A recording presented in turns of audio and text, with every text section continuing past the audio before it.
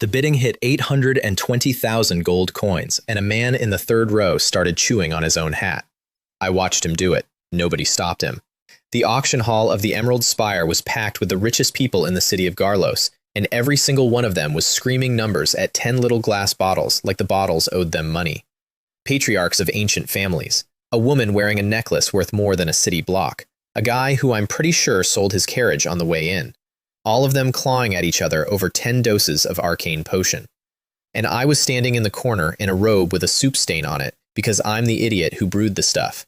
Nobody in that room knew that. To them, the mysterious apothecary behind the potions was some ancient hidden master, probably 200 years old, probably meditating on a mountain.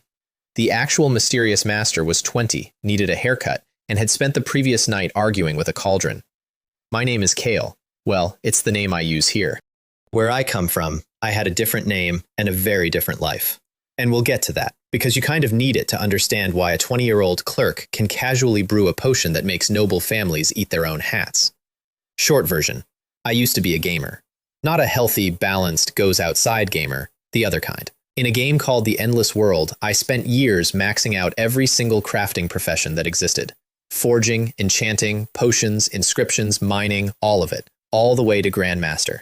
People ask me why I didn't just fight things like a normal person. I told them fighting is temporary, crafting is forever. Then one day I opened my eyes and I wasn't in the game anymore. I was in a world called Anreal, in a young clerk's body, with every scrap of that Grandmaster knowledge still sitting in my head like a loaded warehouse. This world runs on magic and swords, and it treats a good apothecary the way my world treats a functioning power plant.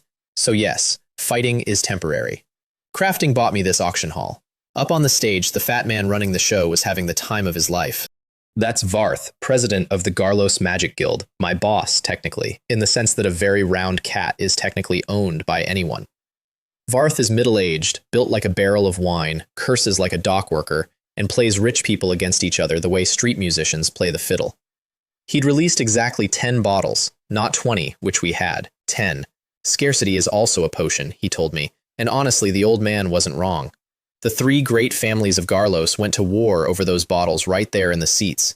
The Manus family, merchants, richest of the 3, led by Theron, a patriarch in his 20s with the smile of a man who has never once paid full price for anything. The Eldrin family, the creepy one, led by Torvin, about whom the polite rumor is that he made his own father disappear, and the impolite rumor is worse. And the Ashworth family, the old one, the proud one, the we were here first one.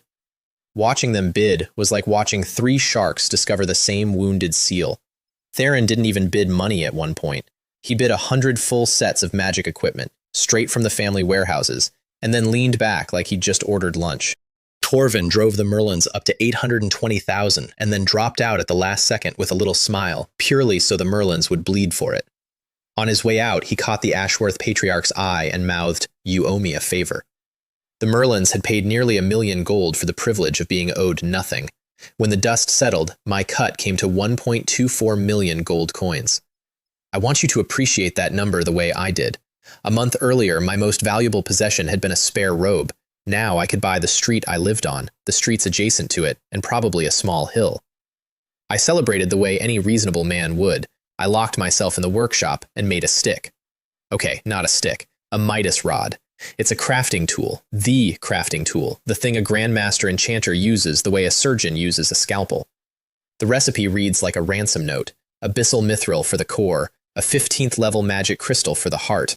2 gemstones that I'd personally looted in my previous life from the lair of Azadas, the Dragon of Destruction, which is a sentence I can say casually now because the loot came through with me in my storage ring. Inscription ink mixed with actual dragon blood, the whole thing plated in profound silver. I worked through the night, and when I finished, I tested it by enchanting my own robe, and the enchantment came out so strong, I stood there staring at a piece of laundry like it had insulted me. That soup-stained robe was now armor. Remember the robe becomes important. The next morning, an invitation arrived, gold trim, wax seal, the works. The city lord of Garlos was throwing a banquet, and the guild was invited. Varth, naturally, had already left town on guild business in the Demon-Slaying Valley, which is our guild's mining territory and money faucet, so the invitation rolled downhill to Ronan, the president's nephew, and to me. Ronan put on his best clothes. I put on the soup robe, partly because it was now the strongest item I owned, and partly because I wanted to see what would happen. What happened was the banquet took one look at me and decided I was Ronan's servant. I'm not exaggerating. A footman tried to direct me to the side entrance. Meanwhile, Ronan got swallowed by a crowd of social piranhas within 30 seconds of walking in. A fat man introduced himself as Uncle Kip, which was news to Ronan, who has no Uncle Kip. A woman deployed her neckline at him like a siege weapon. Somebody's assistant tried to slip him a love letter on behalf of a young lady too shy to attend, which is the aristocratic version of a scam email.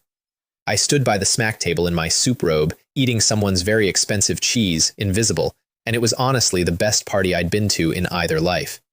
Then, the city lord himself, Silas, came through greeting guests, heard my name, and went pale. Because the city lord knew exactly who Kale was. Kale was the apothecary whose potion auction had just rearranged the economy of his city. He looked at the soup robe. He looked at the footman who had tried to send me to the side entrance. The footman began, visibly, to plan his own funeral. That's when the evening got interesting, and by interesting, I mean somebody tried to kill me at a dinner party. It started with an apology, of all things. The lord's daughter, Lyra, red hair, expensive education, found me by the snack table. A while back, this girl had nearly killed a patient through sheer overconfidence, a patient who happened to matter to me, and now she'd learned who I was and wanted to make amends.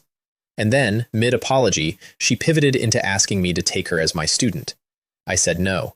She asked again, with bigger eyes. I said no in a way that did not leave room for a third attempt, and she left in tears, and I went back to the cheese, feeling like a villain and deciding I could live with it. Enter Lysander. Capital city nobility, passing through Garlos, young, gorgeous, and carrying the specific confidence of a man who has never faced a consequence in his life. He'd seen Lyra crying. He decided to be her hero. He planted himself in front of me and demanded I apologize to the lady, and when I asked who exactly he was, he delivered, and I am quoting, "You are not worthy of knowing my name." Cool. Very cool. Love that for me. I turned to walk away. And this capital city gentleman, this jewel of noble breeding, waited until my back was turned and fired his ring artifact at me in the middle of a crowded banquet hall. 8th level fire magic, twin flame dragons, right into my spine, in front of 200 witnesses. Screaming. Overturned tables, the city lord's face doing something complicated. The fire hit the soup robe and the soup robe ate it. I told you to remember the robe. I stood there in the smoke, completely fine, and I watched Lysander's expression travel through confusion, into disbelief, and finally into the correct emotion, which was fear. A back attack at a banquet. He'd have killed an ordinary man. So I stopped being polite. A wind blade took off the finger wearing that ring artifact. 2 ice spikes went through his hands, 1 and 2, so he'd remember the count. And as he knelt there howling, I put together a flame storm to finish the conversation properly, and a wall of light slammed down between us, and a white-haired old man appeared out of nowhere with a face like thunder. Everyone gasped. I lowered my hands, all reasonable, all civilized. The old man relaxed. And the second he relaxed, I flicked one more wind blade past his guard and took a finger off Lysander's other hand. "Now it's even," I said, "one for each hand." The old man stared at me for a long moment. And then, instead of turning me into a smear on the marble, he started laughing. His name was Alaric Thorn, old Alaric, if he likes you, legendary mage, master apothecary of the actual apothecary guild, the kind of man kings write polite letters to. He'd come to Garlos specifically to look at me, because word of my potions had traveled further than I thought, all the way to an old friend of his named Torian. Old Alaric's plan had been to evaluate me and, if I was promising, generously take me on as a student. Instead, I sat down across from him and suggested we discuss potions as colleagues. Half the room fainted internally. Then I handed him a clarity potion I'd brewed at a concentration he had personally never achieved in decades of work, and I watched a legendary master recalculate his entire evening in real time. We talked shop until midnight. Somewhere in there, he stopped talking to a promising junior and started talking to a peer, and to his enormous credit, he never once pretended otherwise afterward. I went home that night feeling pretty good about the state of things. Rich, undefeated, professionally respected, 2 fingers up on the nobility. The alarm bells started before dawn. The Shadow's Nest had hit the demon-slaying valley. Let me explain what those words meant to us. The demon-slaying valley was the Magic Guild's treasury with grass on it, 3 rare mineral veins that paid for everything from the tower's candles to my auction hall. The Shadow's Nest was a bandit force out of the deep forest, 1,000+ thieves and cutthroats who had spent years being a nuisance and had apparently decided, overnight, to upgrade to being a catastrophe. They came out of the dark in one coordinated strike. More than a dozen of our mages didn't come home. Varth himself fought in the retreat and came back with his robes scorched and his eyes like two coals. And here's the detail that kept everyone up at night. The valley was covered by a warning network, 125 Wizard's Eye sentry spells, and every single one of them had gone dark at the same moment. You don't luck into that. You don't stumble through that. Somebody handed over the map, the schedule, and the keys. We had a traitor. Varth went through the roster like a butcher through a carcass. Suspicion landed on a circle of former guild magisters, and a man named Jaren got dragged in for a conversation. And Jaren was a professional. Jaren smiled and knew nothing. So Varth looked at me, and I went down to the workshop and brewed something I'd been saving for a rainy day. A fear potion. You drink it, and everything you've ever been afraid of comes to visit at once, and stays. Jaren drank it thinking it was wine. Jaren stopped being a professional in about 90 seconds. The name he gave us was Gareth Ashworth, the proud old Ashworth family. The same people who'd just spent 800,000 gold at my auction were in bed with the Shadow's Nest. They'd sold out the valley. They'd bought the deaths of our people. I expected Varth to declare war. I was thinking too small. Varth declared commerce. The next week was one of the great educational experiences of my life. The Magic Guild did not march on the Ashworth estate. Instead, Ashworth businesses started having accidents. A warehouse here, a trade deal there, a ship carrying a Duke's cargo under Ashworth guarantee had an incident, and the Duke's fury cost them 3.7 million gold on that one alone. 20-plus Ashworth ventures went up in smoke in days, all of it deniable, all of it wearing gloves. I watched this fat, cheerful man dismantle a centuries-old family with paperwork and arson, and I took notes.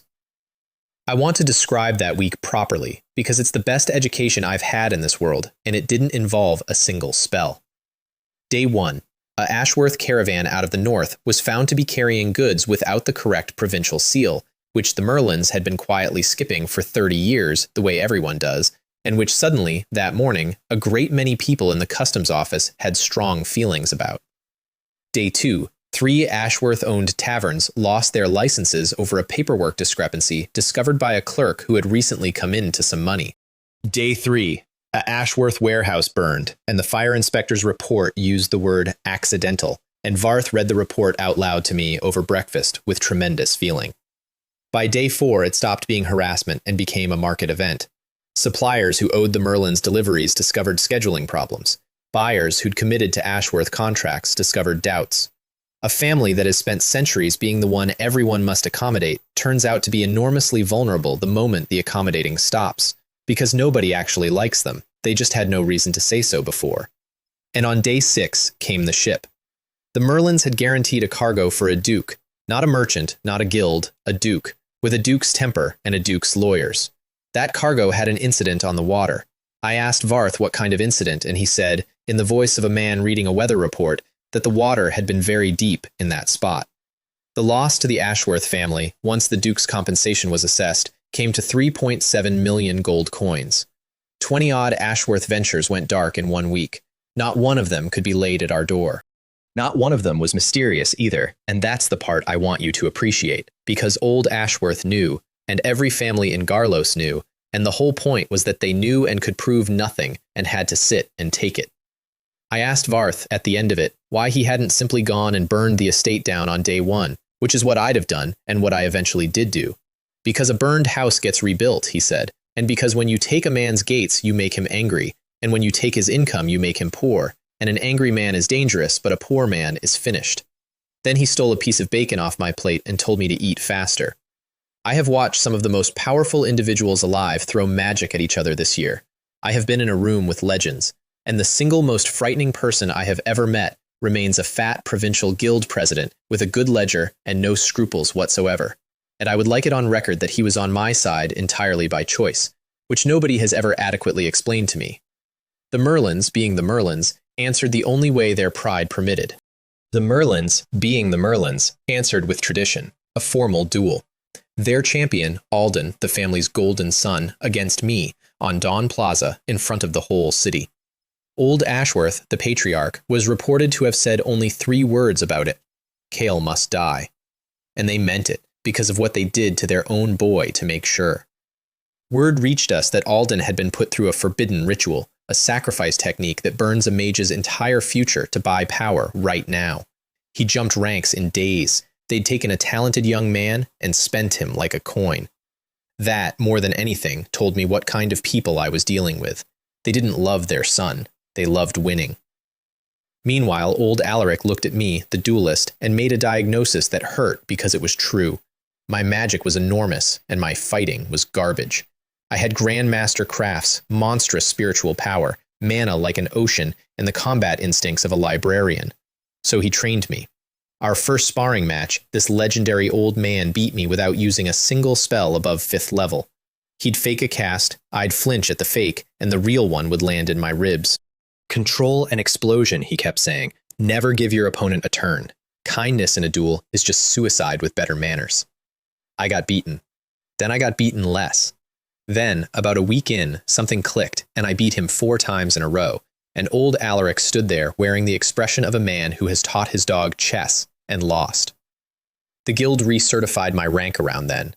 Standard measurement, you channel mana into a crystal until you run dry. The average magister lasts a few minutes. I stood there feeding that crystal for half an hour until the examiner's arm got tired of writing. 10 days earlier, I'd been certified at a rank most mages need a decade to reach. Varth read the report, looked at me, and said, "Damn it, are you even human?" Remember that question. People keep asking it.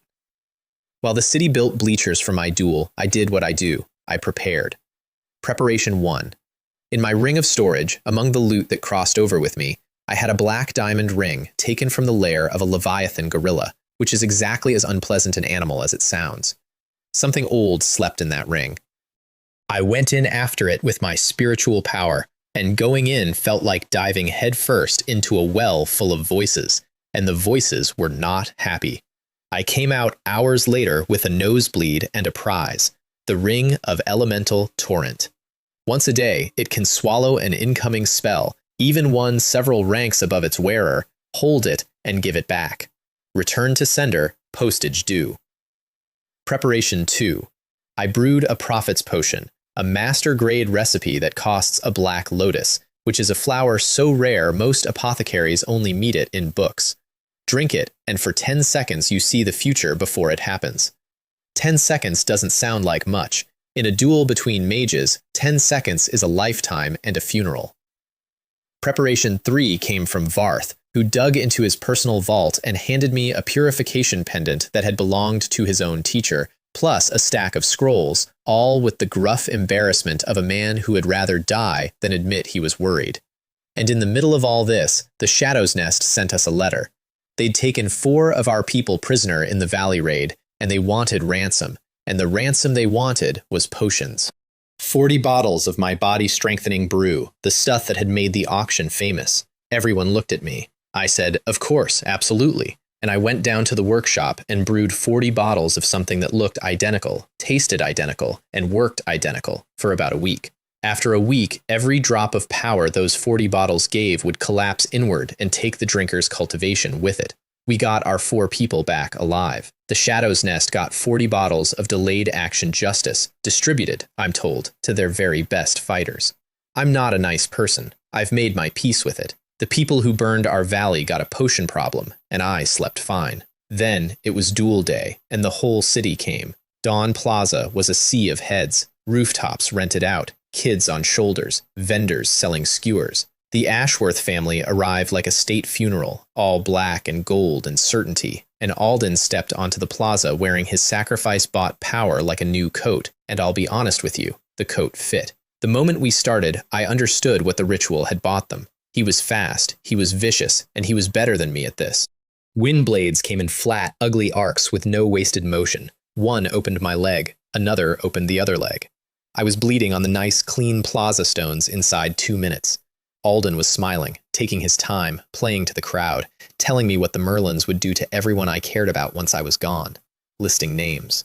And one of the names he lingered on made the crowd go quiet, and made something in my chest go very cold and very simple. On the guild side of the plaza, Varth's face had gone gray. I found out later the old man was already calculating what it would cost to stop the duel, whether it would take kneeling to old Ashworth, and deciding, this proud fat man who bows to nobody, that he would do it. For me. That's Varth. File that away, too. Alden decided to finish it with a masterpiece. A thundercloud storm, magic far above his true rank, the whole sky over the plaza turning the color of a bruise, lightning crawling in the clouds like living things. The crowd screamed. Varth moved. And I stood there in the rain with my legs bleeding, looking up at the storm, and I raised the hand wearing an ugly black diamond ring. The storm came down, and the ring drank it. All of it. The whole sky. The lightning funneled down into that little black stone like bathwater going down a drain, and for one perfect second the plaza was absolutely silent, and Alden's face was a portrait titled, "That is not possible." Then the ring gave it back. His own storm took him square. When the lights stopped, Alden was on his knees, smoking, his fine dueling robe in rags, and the Ashworth section of the crowd had gone quiet as a graveyard. But the man could take a hit, I'll give him that, because he got up. He got up and he pulled out the family's real answer, a staff I'd been told about. The firmament staff, with a crystal in its head holding a spell from a mage 5 ranks above anything on that plaza. A dead master's thunder, saved up for an emergency, and I was the emergency. He raised it and the crystal woke, and the air pressure changed, and every mage in the crowd felt the level of that thing and started shoving backward. So I drank my little bottle of tomorrow. 10 seconds of future opened up in front of me like a hallway with the doors labeled. I saw where the spell would land. I saw where he'd step. I saw the one stupid, beautiful gap in it all. And I walked, calmly, through a rain of death that hadn't happened yet, straight up to Alden, and I touched the head of his priceless staff with a little silver rod I happened to be carrying, a Midas rod, the scalpel of a Grandmaster Enchanter. And a Grandmaster Enchanter can do more than build an enchantment. He can unmake one. The crystal, the spell, the dead master's stored thunder, all of it came apart into loose essence in my hand like a sandcastle meeting the tide. And all that power, with nowhere to go, went backward, through the staff, into the man holding it. The backlash didn't kill Alden. It did something the Merlins would think was worse. It burned out his channels. The golden sun, the boy they'd spent a family's future on, would never cast again. He knelt there in the rain, empty, and I asked him one question quietly about a prisoner in the Ashworth dungeons, an old man named Old Man Reese. And what he told me, and the way he smiled when he told me, used up the last of my mercy. The ice spike was quick, quicker than he deserved. The plaza was silent for 3 heartbeats, and then it wasn't, and I learned what my name sounds like chanted by a whole city. Kale. Kale. Kale. It sounds ridiculous if you're wondering. It sounds like the best thing I'd ever heard. The next morning, Varth and I went for a walk. Our walk took us, by pure coincidence, to the front gates of the Ashworth estate, along with about 40 guild mages who also, coincidentally, felt like walking. The Ashworth gates were very old and very famous, and carved with the family's whole proud history. Varth looked at them for a moment, this fat man who 2 days ago had been ready to kneel to save my life, and then he put a fireball through them. Not a warning fireball, the gates left. A Ashworth retainer came out screaming about laws and traditions, and got exactly one rude sentence into it before Varth turned him to ash mid-word, and after that, the estate got very cooperative. Gareth Ashworth, the family's acting head, the man whose name a terrified traitor had given us, came apart without anyone touching him. He talked. He talked so much we had to slow him down, and in the Ashworth dungeons, behind 3 locked doors, we found Old Man Reese. I need to tell you who Old Man Reese was, and I'm sorry in advance. He was an old healer, the man this whole city took its sick children to, the patient Lyra had nearly finished off, the closest thing I'd had in this world to family that wasn't Varth. The Merlins had taken him weeks ago as a chess piece against the guild, and he was alive when we found him. That's the cruel part. He was alive, and he was smiling, and he was dying. Because to keep the Merlins from using him, he'd burned his own life force with a secret technique. Slowly, deliberately, a candle spending itself so it couldn't be used to light anyone else's fire. Nothing in my workshop could refill what he'd emptied on purpose. He knew it. He'd known it when he did it. He had one thing left to say, and he said it to me. His daughter, Kyra, was out there somewhere, gone before all this started. He pressed half of an old arrowhead into my hand, a strange piece of star iron, crude work, wrong work, work that itched at my Grandmaster instincts. Find her, he said. Give her this. Tell her to seek the eternal temple. Tell her her mother is alive. Her mother. Kyra had grown up an orphan on one side her whole life. Then the old man patted my hand like I was the one who needed comforting and closed his eyes, and that was that. I don't have a joke here. Moving on. The funeral filled every street around the guild. Half of Garlos had been stitched up or delivered or saved by that old man at some point, and half of Garlos came to say so. I stood at the front and made exactly one promise out loud. I would find Kyra, and I would put that arrowhead in her hand. Hold me to it. I did. Afterward, in the quiet, Varth and I laid out the strange things side by side, because the strange things had started rhyming. My half of an arrowhead made of star iron, a scrap of old canvas I'd found sealed away with the black diamond ring, a second scrap that Varth, who loots first and asks questions later, had lifted from the Ashworth vaults along with everything else that wasn't nailed down. The two scraps fit together like torn halves of a page. The writing on them was High Elven, the dead language of the Dark Ages, and one name repeated through the text like a heartbeat. Alderaan. If you don't know the name, you didn't grow up here. 1,300 years ago, Alderaan was the great lord of these lands, the most powerful being of the Dark Ages, a genius, a tyrant, and by the end, a complete madman. The legends say he spent his final years building himself a tomb and filling it with everything he'd ever made, and the legends also say don't look for it, because everyone who looks for it stops existing.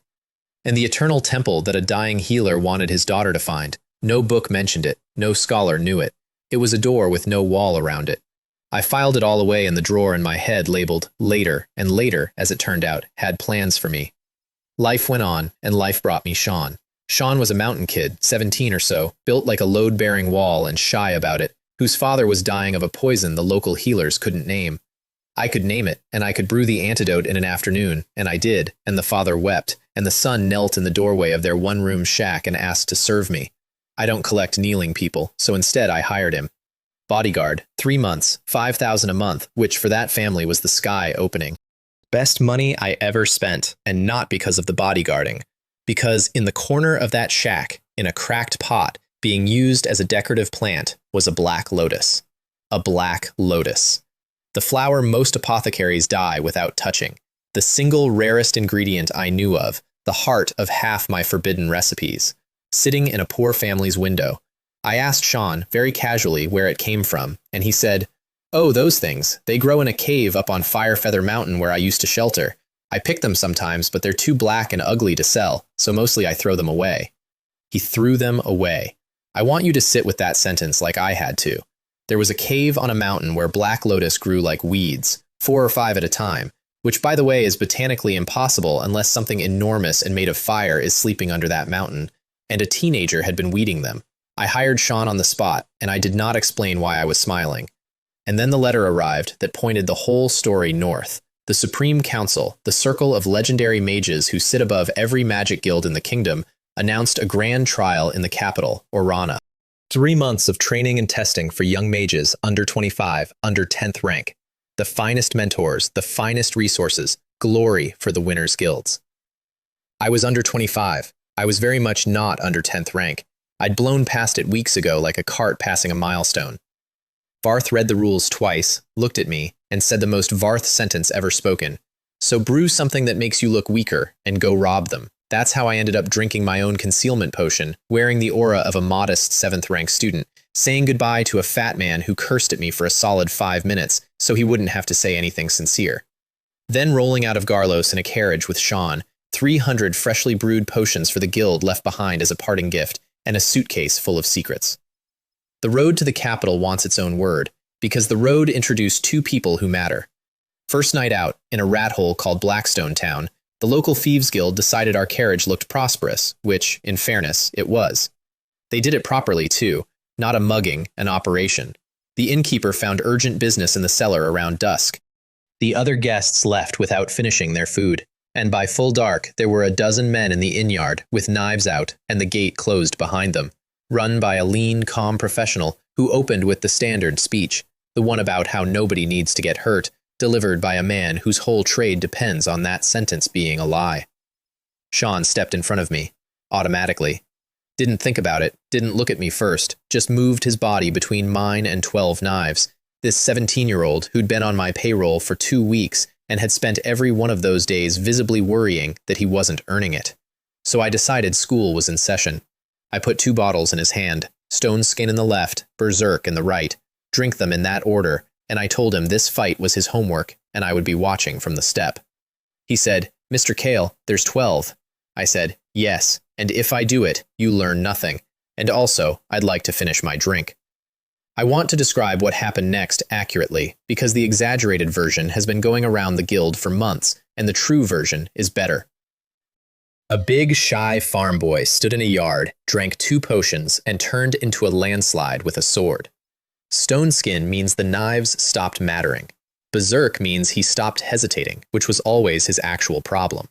Because the kid had the frame of an ox and the instincts of someone who'd been raised to apologize for it.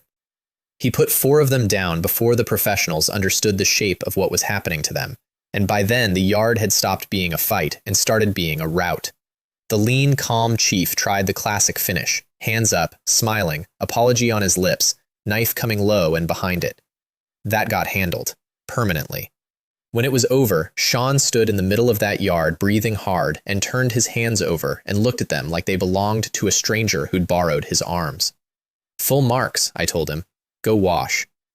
The innkeeper came up out of the cellar some while later to find his yard rearranged and 2 guests eating dinner. I paid him for the damage. He tried to refuse. I insisted because the man was going to have to keep living in that town after we left, and it's worth remembering that most people in the world are just standing near the story, hoping it moves along. Second, the road gave us company. A fat traveling gentleman named Dugar attached himself to our carriage for protection and paid well, and a gap-toothed old adventurer named Hank talked enough for 3 men. Somewhere in hour 6 of Hank's life story, he started praising the mercenary company he ran with, the Silver Hand, and their fighters, and there's this one girl, he said, a beauty with a spear, tough as old boots, name of Kyra. Kyra. I kept my face polite, and my heart did a full lap of my chest, the name I'd promised a dying man. Out there, alive, carrying a spear with the Silver Hand. I noted the company's name and the mountain they were headed for, and I put it in the drawer labeled Soon. Then the walls of Orana came over the horizon, and griffin riders crossed the sky above us in formation. Actual griffins, and Sean fell out of the carriage window trying to look at them, and I officially arrived at the capital of the kingdom to compete, dishonestly, in a tournament for children. The Orana Magic Guild wasn't a building, it was a district. Towers, courtyards, a library with its own weather. And the first person the Great Capital Guild assigned to welcome us trial students was a sour-faced official named Corvan, who took one look at my provincial robe and developed a scheduling problem. There was an orientation gathering that every trial student needed to attend. Corvan somehow forgot to tell me about it. Just me, out of everyone. The capital's welcome, ladies and gentlemen. I found out anyway, from my new roommates, and my new roommates deserve a proper introduction because they're about to matter a lot.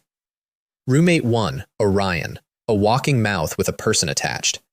Orion could talk for an hour without inhaling, knew every rumor in the capital, including several that hadn't happened yet, and had gotten into the trial through his uncle Caspian, one of the organizers, which Orion announced with 0 shame in the first 10 minutes. Roommate 2, Ren Lu, dark, quiet, wound tight as a crossbow string, spoke maybe 6 words a day and made them count. And here's the beautiful thing I figured out over our first dinner together. All 3 of us were cheating. I was a monster hiding under a concealment potion. Ren Lu's aura sat 2 full ranks above the entry limit when he thought nobody was measuring, and Orion's uncle had originally planned to sneak an actual adult expert into the trial before settling for his nephew. Group 6, the trial's designated leftover bin, was 3 frauds in a dormitory, and none of us knew about the others yet, and I still smile thinking about it.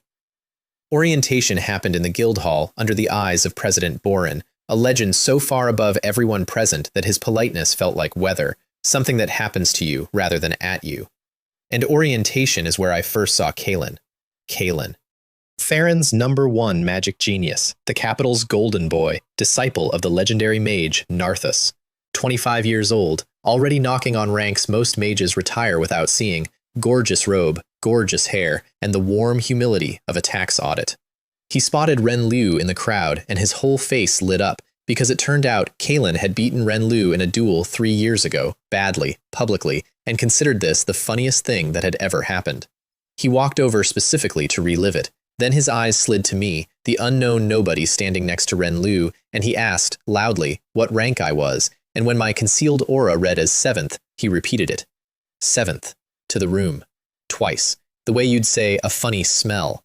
I smiled and said nothing, because I'm patient, and because somewhere in the back of my head a little clerk wrote his name in a ledger. Group 6 drew our mentor, and our mentor was the trial's best-kept joke. Lorien. A skinny old man with a goatee, dressed like he'd lost a bet, wandering the training field, looking mildly lost. The other groups got dignified masters in pressed robes. We got a man who looked like he'd wandered in to ask about a lost cat. And that impression lasted right up until you noticed, if you had the senses for it, that his aura was folded away like a blade in a drawer, and the drawer was deep.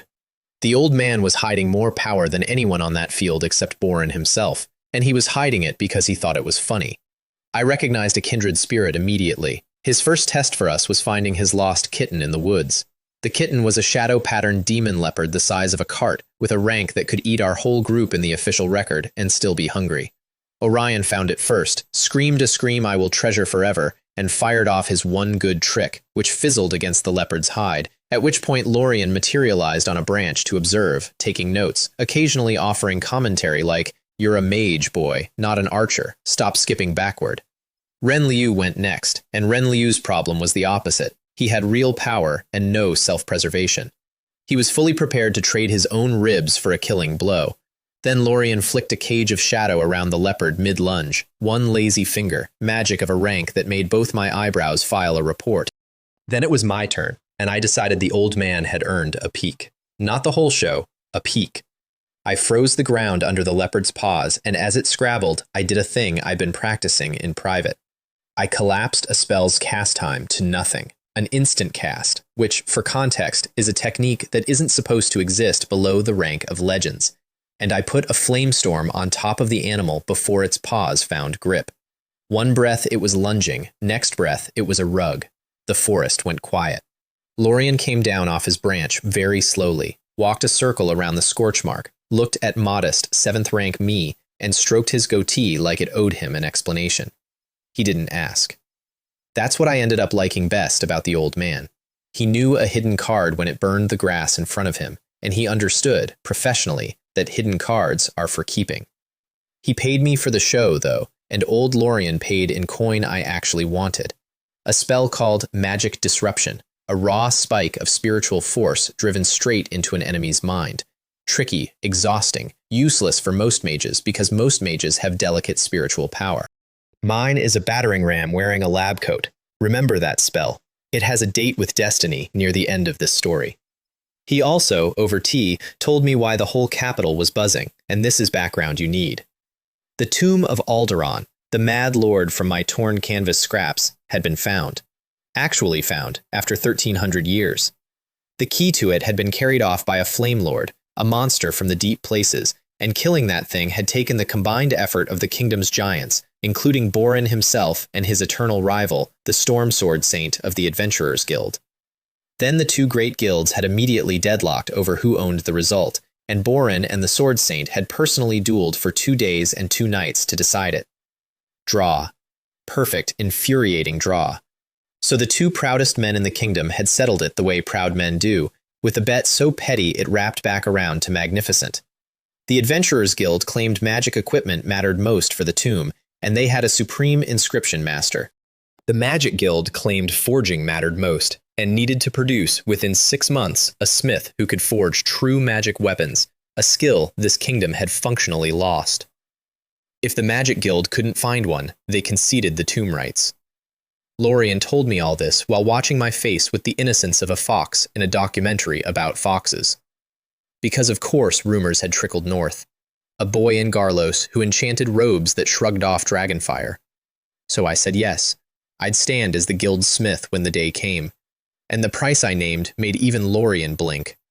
1 favor, any favor, from Boren and from the Storm Sword Saint both. No questions, payable on demand. A blank check signed by 2 legends. You'll see me cash a piece of it before we're done.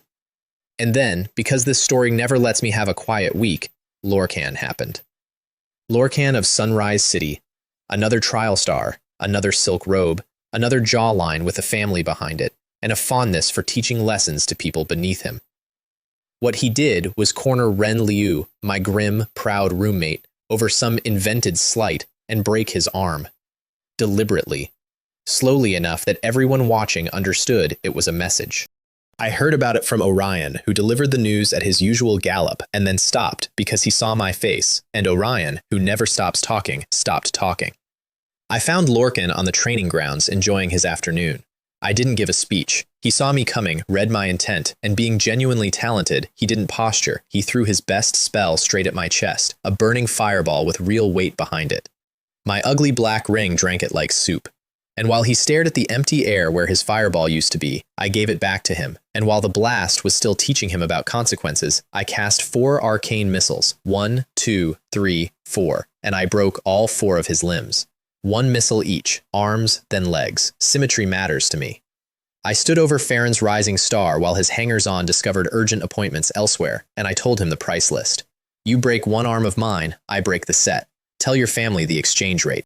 Then I went back to the dormitory and fixed Renlu's arm with a recovery potion that knit the bone in minutes, and my 2 roommates looked at me, the modest 7th-rank student who had just disassembled a top seed in broad daylight, and Orion said very quietly, for once in his life, "Who are you?" Fair question. Half the capital was about to start asking it. Lorian's second test came with a hand-drawn map and a warning delivered through a yawn. "There's a forest," he said. "The wildlife is somewhat unfriendly. Go stand in the middle of it until sunset." The map looked like it had been drawn on a moving carriage by a man wearing mittens. The somewhat unfriendly wildlife turned out to be a pack of 3-eyed blood wolves, more than 100 of them, with a pack king whose rank sat comfortably above what my entire group was supposed to be able to handle, coordinating his wolves like a general with a grudge. That fight was the first time in this world I got pushed to my actual edge, and I found out my edge has scenery I didn't know about. With 100 sets of teeth flowing at me through the trees, I stopped being careful about hiding. I compressed a frostbind that should take a slow count of 10 down into 3 seconds. I held 3 separate mental spells in the air at once, which is the casting equivalent of juggling while doing long division, and I drove all 3 into the Pack King's skull. The king went insane on the spot. And a mad Pack King doesn't stop commanding, he commands wrong, and I stood in the eye of the storm and watched 100 wolves get ordered by their own general to attack each other. What the wolves started, 2 8th-level spells finished. And then, standing in the quiet with my mana scraped down to the bottom of the barrel and my heartbeat somewhere in my ears, it happened. The thing mages spend years chasing in meditation cells. The wall in front of my next rank just opened. Like a gate I'd been pushing on my whole life turning out to be a door you pull.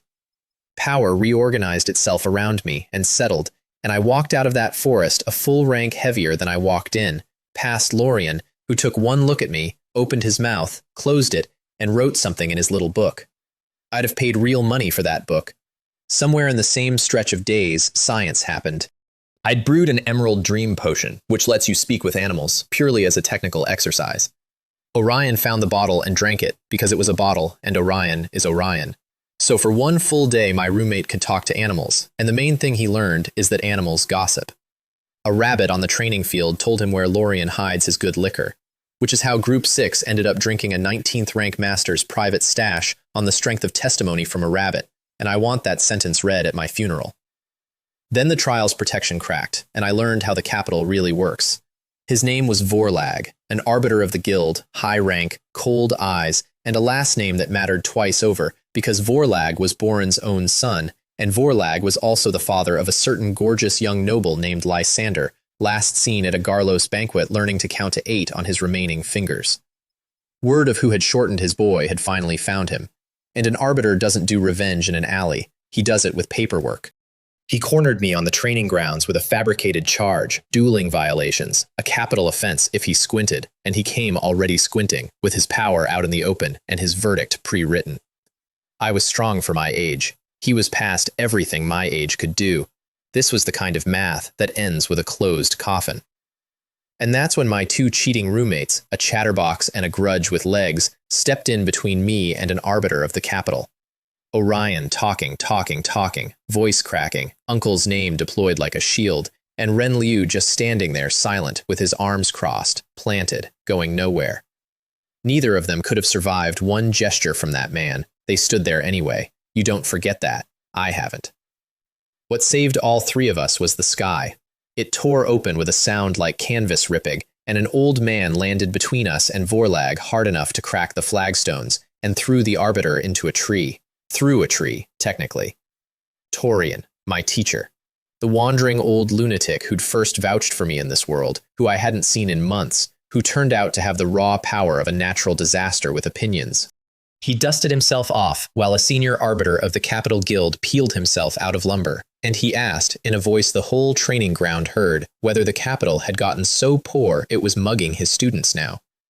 Lorien arrived at a dead run and negotiated everyone back from the cliff edge, and Vorlag walked away alive, with his charge dissolved and his dignity in a sack, and the look he gave me on the way out promised this wasn't finished.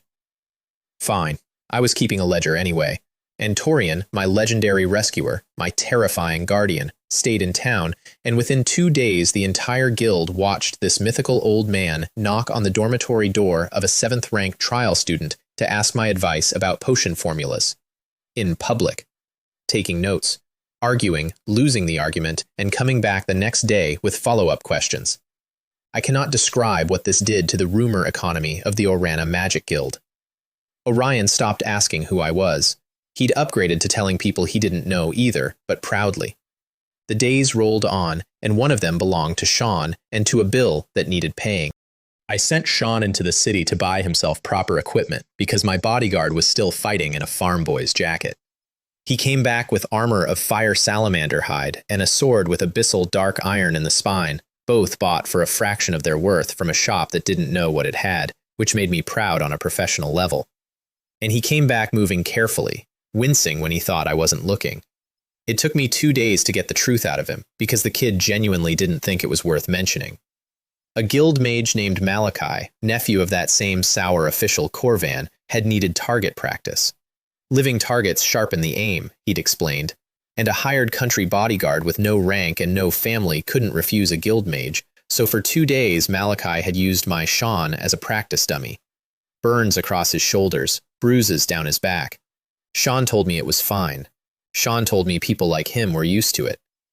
The next afternoon I found Malachi on the practice range, surrounded by friends, sharpening his aim, and I returning everything, methodically, in order. The arcane missile he liked to open with, delivered to his chest. The wind blade across the thigh, exactly where he'd cut Sean. The hand of flame pressed to the front of his robe until he understood what burns are for. And when he turned to run, the air burst in the back, because that's where he'd put his, and I believe in accurate accounting. His friends watched the whole tutorial without moving. When it was over, I told him the same thing I'd told Lorcan. There's an exchange rate. Spread it around. Corvan filed a complaint the same evening, demanding severe punishment. The complaint traveled up the guild, landed on a desk, and the desk belonged to Lorien, who read it, said, and used it to level a wobbly table. That's the Capital for you. Everything is about whose desk. The other thing that happened that week involved a shop, and I include it because it's the first time I understood how the Ironwood family actually fights. Sean's armor and sword had come from a little equipment shop run by a man named Finn, one of those shops that survives on regulars and a good reputation and about 40 gold of margin a month. Finn had sold my bodyguard a set of fire salamander hide and an abyssal dark iron blade for a fraction of what they were worth, because Finn could not tell what he had, and I liked him for the honest price he'd asked, rather than the price he could have gotten. 2 weeks later, Finn was going under. A new shop had opened directly across the street, enormous, glittering, stocked deeper than anything in that district, selling at prices no independent could match. The sign said, Radiant Hammer. The money behind it, as Zarathos later confirmed for me in writing, said Ironwood. That's how the family does it. They don't burn your shop, they open a better one across the road, and wait. And when waiting looked slow, they helped it along. A customer came into Finn's with a set of armor he'd bought there, sliced clean through the chest plate, and made a scene in the doorway loud enough to pull in the whole street. Fraudulent goods, cheap forgery sold as tempered plate. A man could have died. The crowd did what crowds do. Finn stood behind his own counter, going gray, because he knew that plate. He'd inspected that plate, and he had no way on this earth to prove it. I happened to be there buying reagent bottles, which was luck, and I took the armor and turned it over twice. A weapon cut and a forced cut do not look the same, and any smith above journeyman knows it. A blade entering plate leaves a lipped edge, metal dragged in the direction of travel, and heat scoring along the wound that fades outward. This cut had a clean shoulder on both sides and no scoring at all. It hadn't been cut in a fight. It had been opened cold, in a shop, with a proper tool, by somebody with time and a vice. I said all of that out loud, slowly, in front of 40 people, and then I invited the gentleman to explain which battle he'd been in where the monster paused to clamp him into a workbench. He left at speed. The crowd, having arrived to enjoy a fraud, stayed to enjoy a different one, which is the great mercy of crowds. And Finn sat down on his own stool and put his face in his hands, because being cleared of a lie doesn't put back the 2 weeks of trade the lie already cost him. So I did the only useful thing, which is to say I gave him something to sell that the shop across the road couldn't match if they emptied their vaults. I had 10 fire salamander hides sitting in my ring, traded off a certain disguised Sky Knight captain, and salamander hide is magnificent material that almost nobody can work, because the same fire resistance that makes it valuable makes it fight the forge. I cut and shaped 2 full sets, and then I did the part that makes them mine rather than merely expensive. Starry ink, laid down as a fire-resistant force barrier woven through the lining, an inscription layered into armor rather than painted onto it, which is a thing this kingdom's smiths do not currently know how to do. 2 sets, one for Sean, because a bodyguard of mine wearing farm leather is an insult to me personally. One for Finn's window. The set in the window did not last the afternoon. What it did do is put a queue outside a dying shop that ran into the street for 2 weeks, and put the Radiant Hammer's manager across the road in a state of visible unhappiness, and put a message in front of the Ironwood family in language they read fluently, which is receipts. You can ruin a shopkeeper with capital. You cannot out-capital a man who can turn scrap into miracles in an afternoon. Finn tried to give me the money. All of it, both sets, hands shaking. I took a bottle of wine off his shelf instead and told him to remember the price he'd charged Sean, and that fair dealing occasionally pays a dividend it shouldn't. I'm not a good man, I've been clear about that all the way through, but I've noticed something about this world in the year I've had it. The people who have been decent to me for no reason are a very short list, and every single one of them has paid for it at some point, and I have never once regretted the interest. And then came the night expedition, which started as a shopping trip and ended with me owning a monster. Keep up, because this next part is where the story grows its second floor. Torian, in payment for potion consultations, had tipped me off about a mineral vein outside the city, eternal orichalcum, exactly the sort of thing my forging fingers itched for. So one night, Sean and I went mining. The first vein was a disappointment, thin and stingy. But my Grandmaster instincts kept nagging, reading the rock the way you'd read a ledger with a page missing. And half a night of careful blasting later, 5 airburst scrolls placed like jeweler's taps, the mountain opened its actual wallet. A rich vein, and in the heart of it, treasure with a capital T. A dragon-eye gem the size of my fist, humming with a stored spell someone had sealed inside it centuries ago. A heart of the earth, which went straight into my pocket for Sean's future. A slumber crystal big enough to put a banquet hall to sleep, earmarked for Torian. And one more thing, a crystal, clear as water, cold as a debt, with a magic pattern array etched through its inside of a complexity I had never seen, and I've seen everything. No mana in it, no aura, a machine with no engine. Every instinct I had said, this is important, and none of them could say why. Into the ring it went.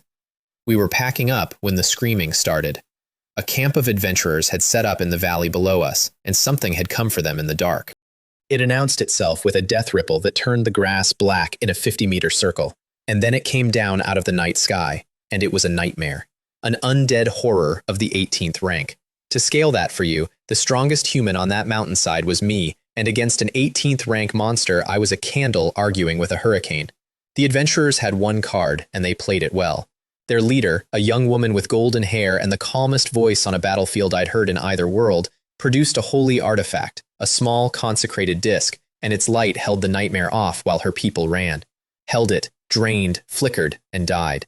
She threw the spent disc into the bushes and ran with the rest. The bushes were where I was standing. The nightmare came down at me like the lid of a coffin, and the clear crystal in my ring, the cold machine with no engine, woke up on its own, flew out, and ate it. I don't have a better verb. The crystal drank an 18th rank undead horror out of the air the way you'd drink a raw egg. Whole, screaming, gone. And then it dropped back into my palm, no longer clear, but a deep, satisfied dark red, and went back to sleep. I stood on the dark mountainside holding a stone that had just eaten the scariest thing I'd ever seen, and the golden-haired mercenary leader stared at me from across the valley with an expression I'd come to know well over the next months. The expression that says, I have just watched a top expert do something impossible, and I am going to be respectful and very far away now. I looked at the little red stone. The little red stone did not explain itself. I put the monster-eating rock in my pocket, collected my ore like a responsible tradesman, and went home to bed, because sometimes that is genuinely all you can do. The trial's next assignment arrived with a name that should have been a warning label, Shadow Valley, a dead land outside the capital where undead things walk in daylight, where the mission briefing was one sentence long, survive 7 days. Every trial group got dropped at the valley mouth with a teleport scroll for emergencies, and using the scroll meant failure, which is the guild's way of saying, we care about you, conditionally. Group 6 went in together, and we picked up strays immediately, because that's what happens when other students figure out your group contains the guy who dismantled Lorcan. A smiler named Kayla attached himself to us, one of those aggressively friendly people whose friendliness has a ledger behind its eyes, steering us, always gently, always reasonably, toward routes that happened to benefit Kayla. I let him steer. It's educational, watching someone think they're driving. We found a defensible cave, and the first night, the valley showed us what it was. Screams from the dark, a student team led by a kid named Larry getting cornered by a hell skeleton, and us pulling them out of the fire with minutes to spare. Larry's team moved into our cave. Then another team. By day 3, we were running a refugee camp with Orion as the town crier. Larry's rescue is worth telling properly because it's the night I stopped being a stranger to those students. We heard them before we saw them, 4 voices in the dark doing the thing people do when they've stopped being adventurers and started being prey. Larry's team had gone out for water and come back with a hell skeleton, which is what happens when a valley full of the dead notices you're new. By the time we got there, they'd lost their formation and their nerve and were down to throwing rocks. I put the skeleton down with 2 spells and did not make a speech about it. And then I did the thing that actually mattered, which was to say, casually, that our cave had room, and to keep walking so nobody had to say thank you out loud. By the 3rd day, we had 4 teams under one roof, and food rationing, and Insignian Plaintiff himself the crier, the greeter, and the entertainment. Ren Lu took the night watches without being asked, every night, and slept in the 4 hours when the valley is quietest, and never once mentioned it. Somewhere in there, our cave stopped being a shelter and turned into a small nation with terrible geography. And I want to be clear, that wasn't leadership on my part. That was 24 frightened teenagers deciding on their own that the arithmetic of standing together beat the arithmetic of standing alone. The trial was supposed to teach survival. It taught something better by accident. Kayla worked it the other way. He arrived with a smile and an offer of information, and inside a day he was suggesting which teams were pulling their weight and which ones were a drain. And every route he proposed happened to put someone else's group between him and the dark. I let him talk. There's an art to letting a schemer keep scheming while quietly rerouting the results, and the trick is to never once say no in a way he can report to people. The valley itself did most of the teaching. Skeletons in the tree line at dusk, wraiths crying in the ravines, a thing that walked past our wards on the 4th night and simply looked in at us for a while and moved on. And in my pocket, that dark crystal getting hungrier and warmer, drinking the valley through solid stone, which I noticed and did not mention to a soul. And on the 4th night, the valley stopped pretending to be a survival exercise. It started as a sound, a dry sound, like the world's largest kitchen full of the world's worst cutlery. And then the far end of the valley moved, and it wasn't ground, it was skeletons. Tens of thousands. A tide of bone flowing under the dead moon. And against them, out of the other dark, came ranks of death knights and pale things in cloaks that my instincts cataloged as vampires while the rest of me was busy being very quiet. 2 armies of the dead, at war, over our heads. We found out much later what it actually was. 2 undead monarchs, beings of the 22nd rank, fighting a proxy war over something buried in that valley. At the time, all we knew was that the trial had put a nursery in the middle of a battlefield. I got everyone into the deep cave and passed out doses of fossil potion, my own recipe, which flattens your life signs until you read as rock. 24 students lay in the dark, breathing once a minute, while the war walked past outside. And in my pocket, the little dark red crystal woke up and started drinking. All that death mist, all that necrotic power soaking the valley, it pulled it in threads through the cave wall, greedy, happy, humming against my ribs like a cat at a fish market. I'd brought a monster-eating rock to a monster buffet. The buffet noticed. On the 5th night, a high vampire came for us. 18th rank, the real thing, drawn to whatever my crystal was doing the way a landlord is drawn to the smell of money.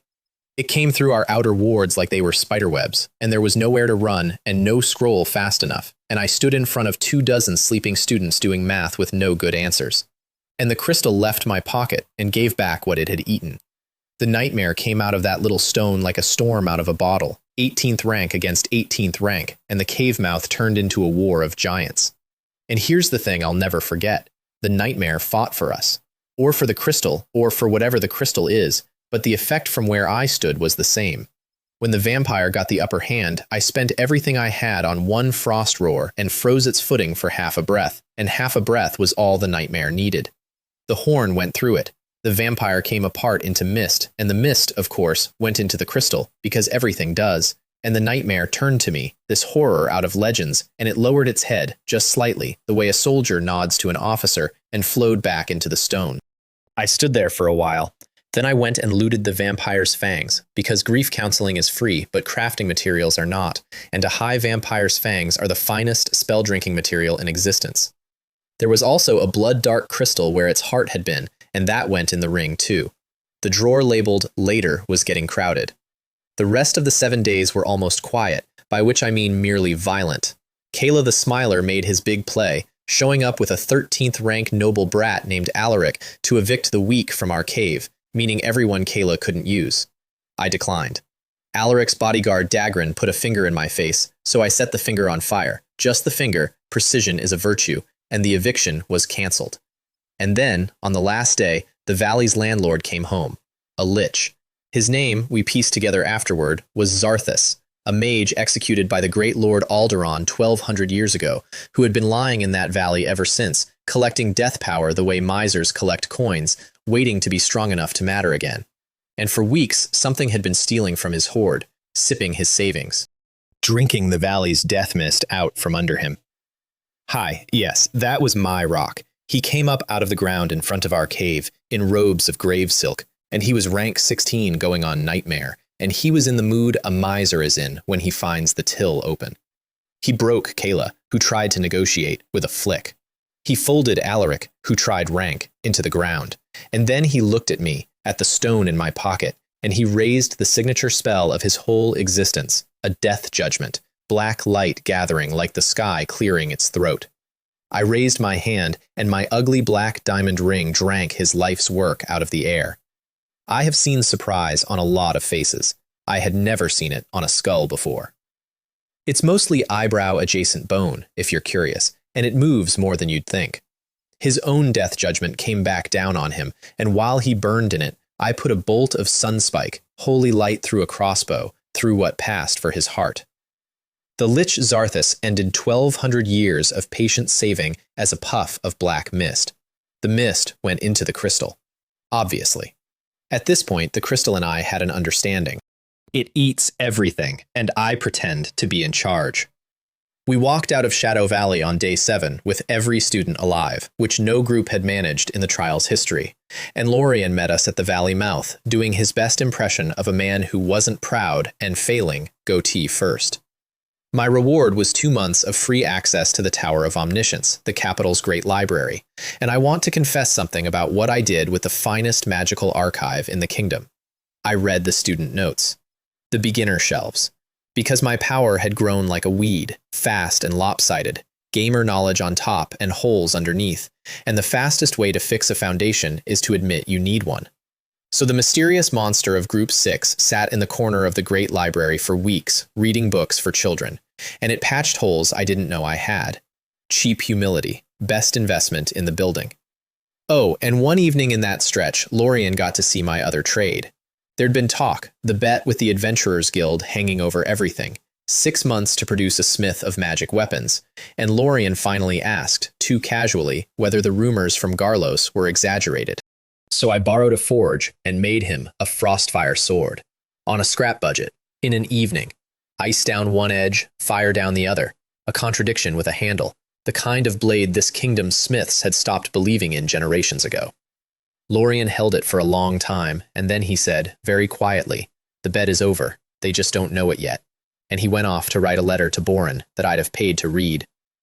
Meanwhile, my other materials weren't sleeping either. The vampire fangs became 2 crossbow bolts with a coating of god metal, and that coating cost me 1/3 of my entire irreplaceable stock of the stuff, which tells you what I thought those bolts might someday need to kill. Remember the bolts. The bolts, like the robe, become important. And the capital being the capital, my legend kept growing in directions I didn't order. The Lorcan story had fermented into gossip, and gossip in a mage guild has the accuracy of a drunk archer, and one popular version held that my 4 arcane missiles had ruined more than his limbs, a version whose punchline was the word impotent, and this version reached Lorcan in his sickbed at full volume. Did I start that rumor? No. Did I correct it? I was very busy reading children's books. Somewhere across the city, Lorcan was healing out of order, hatred first, and behind him, quiet as paperwork, the arbiter Vorlag had found the boy's family and begun composing his own revenge with someone else's ink. I couldn't see any of that yet. You can. That's why I'm telling you now. Lorien cracked the dragon eye gem's secret around then, the fist-sized stone for my night of mining. He ran his tests, went pale, ran them again, and came to find me at a speed unbecoming his age. Sealed inside that gem was a lost spell, arcane barrier, 15th rank, a working of the old world that the modern kingdom only knew from footnotes. What it does sounds simple and wins duels. It shatters an enemy's channeling mid-cast and slams the backlash into their own mana. In mage terms, it reaches into your opponent's mouth while he's speaking and makes him bite his own tongue with his whole soul. I learned it in a week. Lorien, watching me learn in a week a spell he'd expected to take a season, made a noise like a kettle and gifted me a void robe worth 500,000 gold, which he pretended was lying around, and which was transparently a recruitment bribe. I wore the robe and stayed unrecruited. Both of us enjoyed the arrangement. Then came the banquet where the trial's real prize got announced, and the whole board tilted.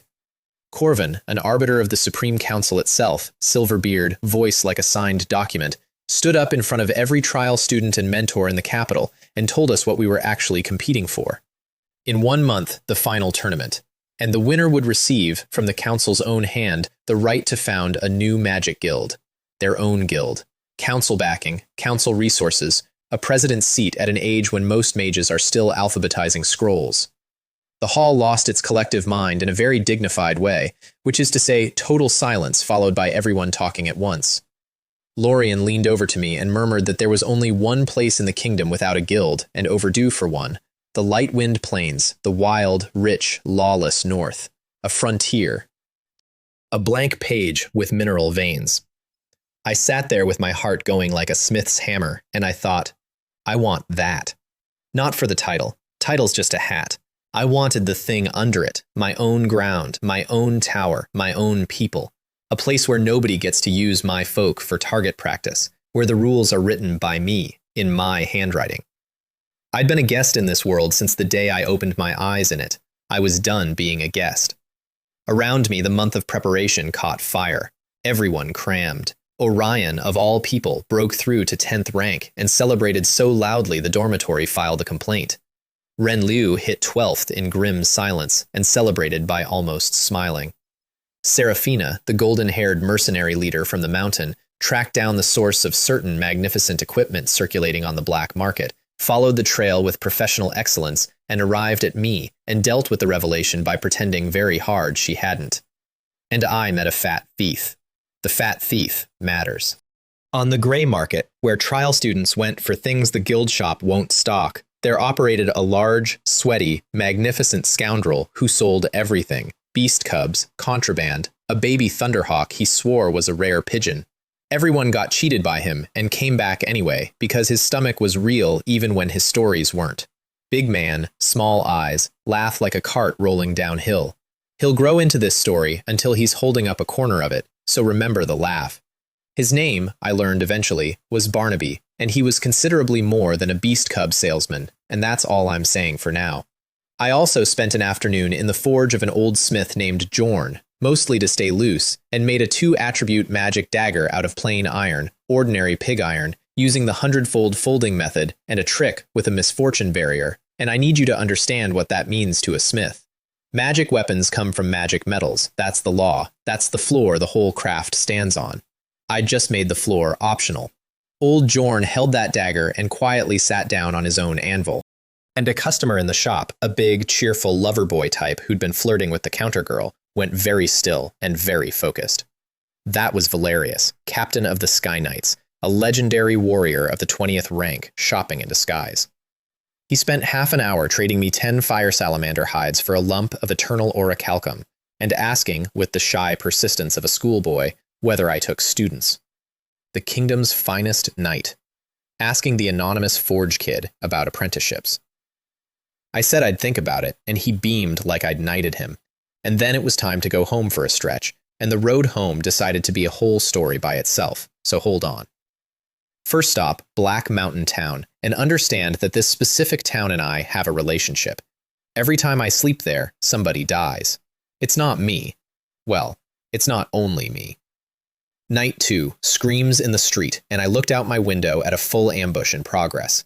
A mercenary company, Rising Sun, plus a hired necromancer named Morton, a 14th rank fugitive from the leading theocracy, with corpse magic and no manners, all closing in on a small band led by a woman with a spear and a grounded griffin. Isolde of the Silver Hand. The Silver Hand. Hank's company. Kira's company. Small world, and about to get smaller. Isolde was outnumbered 5-1 and fought like the number offended her. Her masterpiece was a bluff, an illusion of marching boots in the dark, the famous Silver Storm reinforcements arriving, sold with 8 archers and sheer nerve. It nearly worked. Then Morton raised a corpse explosion, the necromancer's dirty answer to everything, and the bluff's clock ran out.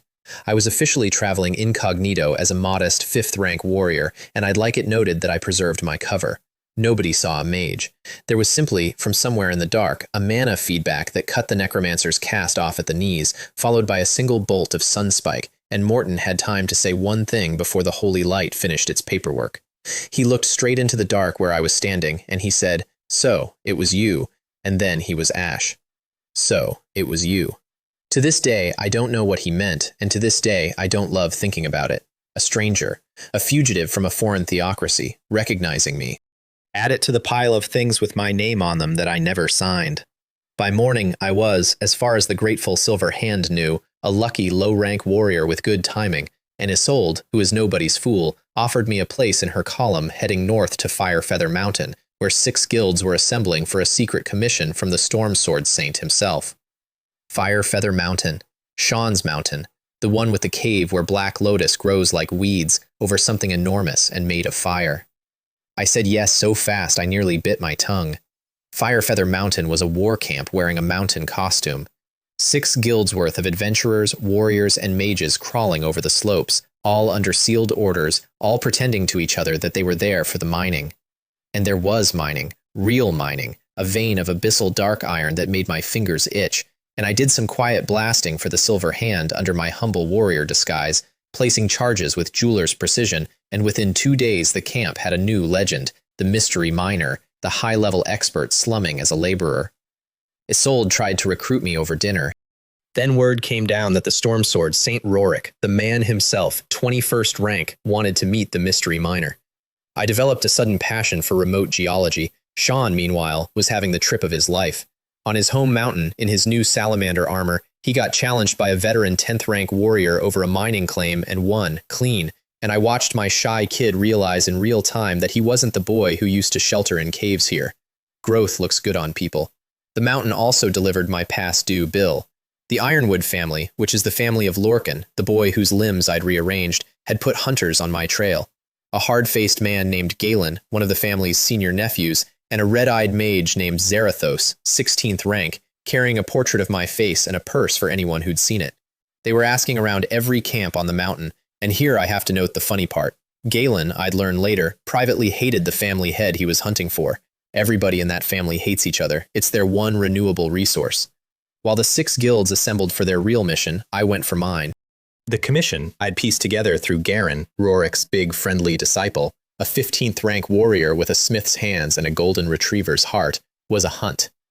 The guilds were here to kill the thing sleeping under the mountain. A salamander.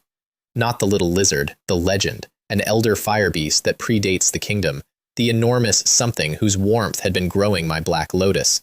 And while every fighter on the mountain armed for the beast, one apothecary slipped off sideways toward Sean's old cave, because when the pot is about to be knocked over, you grab the soup first. The cave was everything he'd described. Heat like an open oven door, lava glow, and there, in the mineral fat soil, 4 black lotus, mature, perfect, priceless. I harvested all 4 with the reverence of a man robbing a church he personally believes in, and I got greedy on the timing, and greed has consequences, because Zarathos found me there, alone, down in the deep cave, out of sight of the world, with a 16th rank mage between me and daylight and a portrait of my face in his pocket. He didn't monologue. Ironwood people are professionals. 10 arcane missiles, full power, at a target with nowhere to dodge. And then he watched the dust settle on my body and confirmed his kill, and turned to go collect his money. Here's what he missed. In the half-second between recognizing him and the first missile, I had swallowed something I'd been saving. Raw black lotus, chewed together with dragon bloodgrass, an apothecary's emergency ration that buys 10 seconds of absolute spell immunity and tastes like licking a chimney.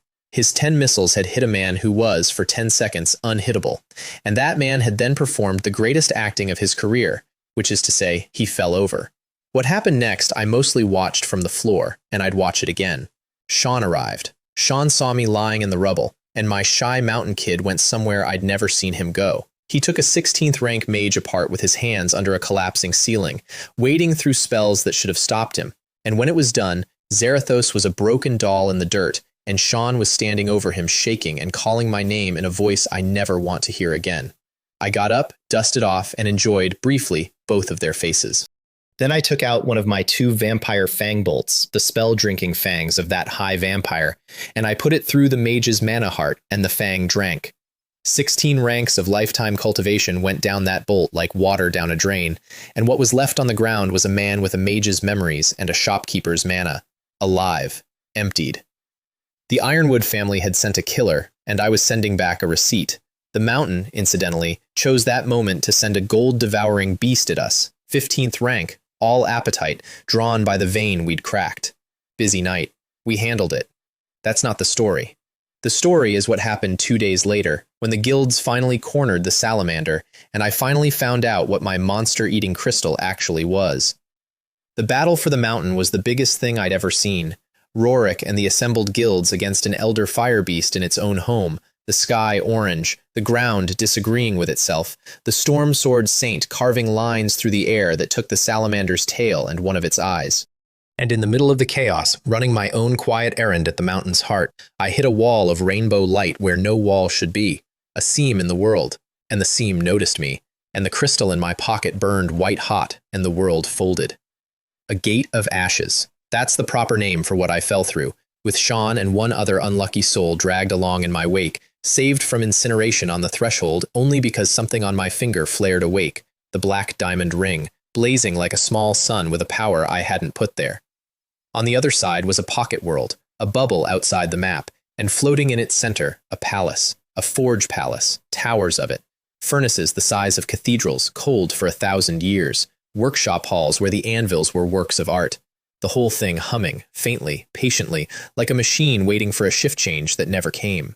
The eternal furnace, the personal forge of Alderaan, the mad great lord of the Dark Ages. The palace deserves more than a sentence, because I have spent 2 lifetimes in workshops, and I have never seen anything like it, and I never will again. Understand what a forge is to me. My whole first life was crafting. My whole second life has been crafting with the volume turned up. And the eternal furnace is what a forge looks like when the most powerful being of an age decides that nothing in the world is good enough and builds his own. Furnaces the size of chapels, cold for 1,200 years, and still holding a heat you could feel through the soles of your boots. Racks of tools laid out by a man who had exact opinions about tools. Anvils that were art before they were equipment. Halls for inscription, halls for smelting, halls whose purpose I could not not identify and which frightened me a little. And the whole place was patient. That's the word. Not dead, not haunted. Waiting, the way a shop waits overnight for the shift to come back. Then a war hammer on the rack cleared its throat and introduced itself as a god. I'd like to say I saw through it immediately. What actually happened is that I spent the better part of a day being told, in tones of tremendous gravity, that I stood in the presence of Moradin, hammer of legends, forger of mountains, and that with proper respect and a few small favors, I might be permitted to wield him. The small favors, when itemized, turned out to be a new body, a tall one, and my help acquiring it. And by then, even I could see the shape of the thing. His name is Malachor. He is not a hammer, he's a demon inside one, a self-titled great soul merchant of the abyss, and Alderon beat him, hollowed him, and bolted him into a tool as a shop assistant. 1,200 years alone in a workshop with nobody to lie to. When I finally got that out of him, he was so relieved to be talking to anybody that he confessed to everything at once, at length, at volume, and has not been quiet since. And what he confessed, once we got past the boasting, is the reason I don't sleep as well as I used to. Alderon killed 100,000 people, not in battle, collected, and every single one of them was an ingredient, because at the end of his life, the greatest genius of the Dark Ages had turned his whole attention to one project, the making of life. A living soul out of nothing, the single thing every legend in every world agrees is reserved for gods. I asked whether he failed. That's the part that stays with me. Malachor went quiet, which he never does, and said that Alderon did not fail. He made something, and whatever came out of that work, the making of it, took the man's mind. That's when the tomb building started, and the sealing, and the raving, and the sentence he repeated to anyone who came near him until the end. He will return soon. 1,200 years later, the dead in Shadow Valley stop fighting when I walk past. 1,200 years later, a possessed boy kneels on a dueling square and calls me a king. I keep telling myself these are separate facts. They keep declining to be. The practical part of that day was the crystal at the heart of the furnace, which is the thing that decides who the workshop belongs to. I put my spiritual seal into it, master of the eternal furnace, formally, on paper that doesn't exist, of the greatest workshop ever built. And the claiming came with a cost, because a dead lord's memory came through my head like a river through a house, and I lost some hours in there I still can't account for. When I came out of it on the workshop floor, coughing, everything had moved. 2 ranks. The gate that had opened for me in the wolf forest opened twice more in one breath, and I stood up an archmage at 20, 6 months into a world I fell into by accident. Which brought me back, in a hurry, to a mountain in the middle of a war. The battle for Firefeather Mountain was still going when we got out, and it was going badly in the way that enormous battles go badly, which is expensively. 6 guilds and their best people against an elder fire beast on its home ground, with the sky orange from horizon to horizon, and the ground disagreeing with itself, and the salamander taking everything they had and answering. Rorik was the reason the line held at all. I watched the Storm Sword Saint of the Kingdom go up into that furnace personally and come back down having taken the beast's tail and one of its eyes, and having spent something for it that he didn't advertise. And when the thing came around wounded and furious and opened up on a section of the line that was mostly other people's apprentices, I did what an apothecary does.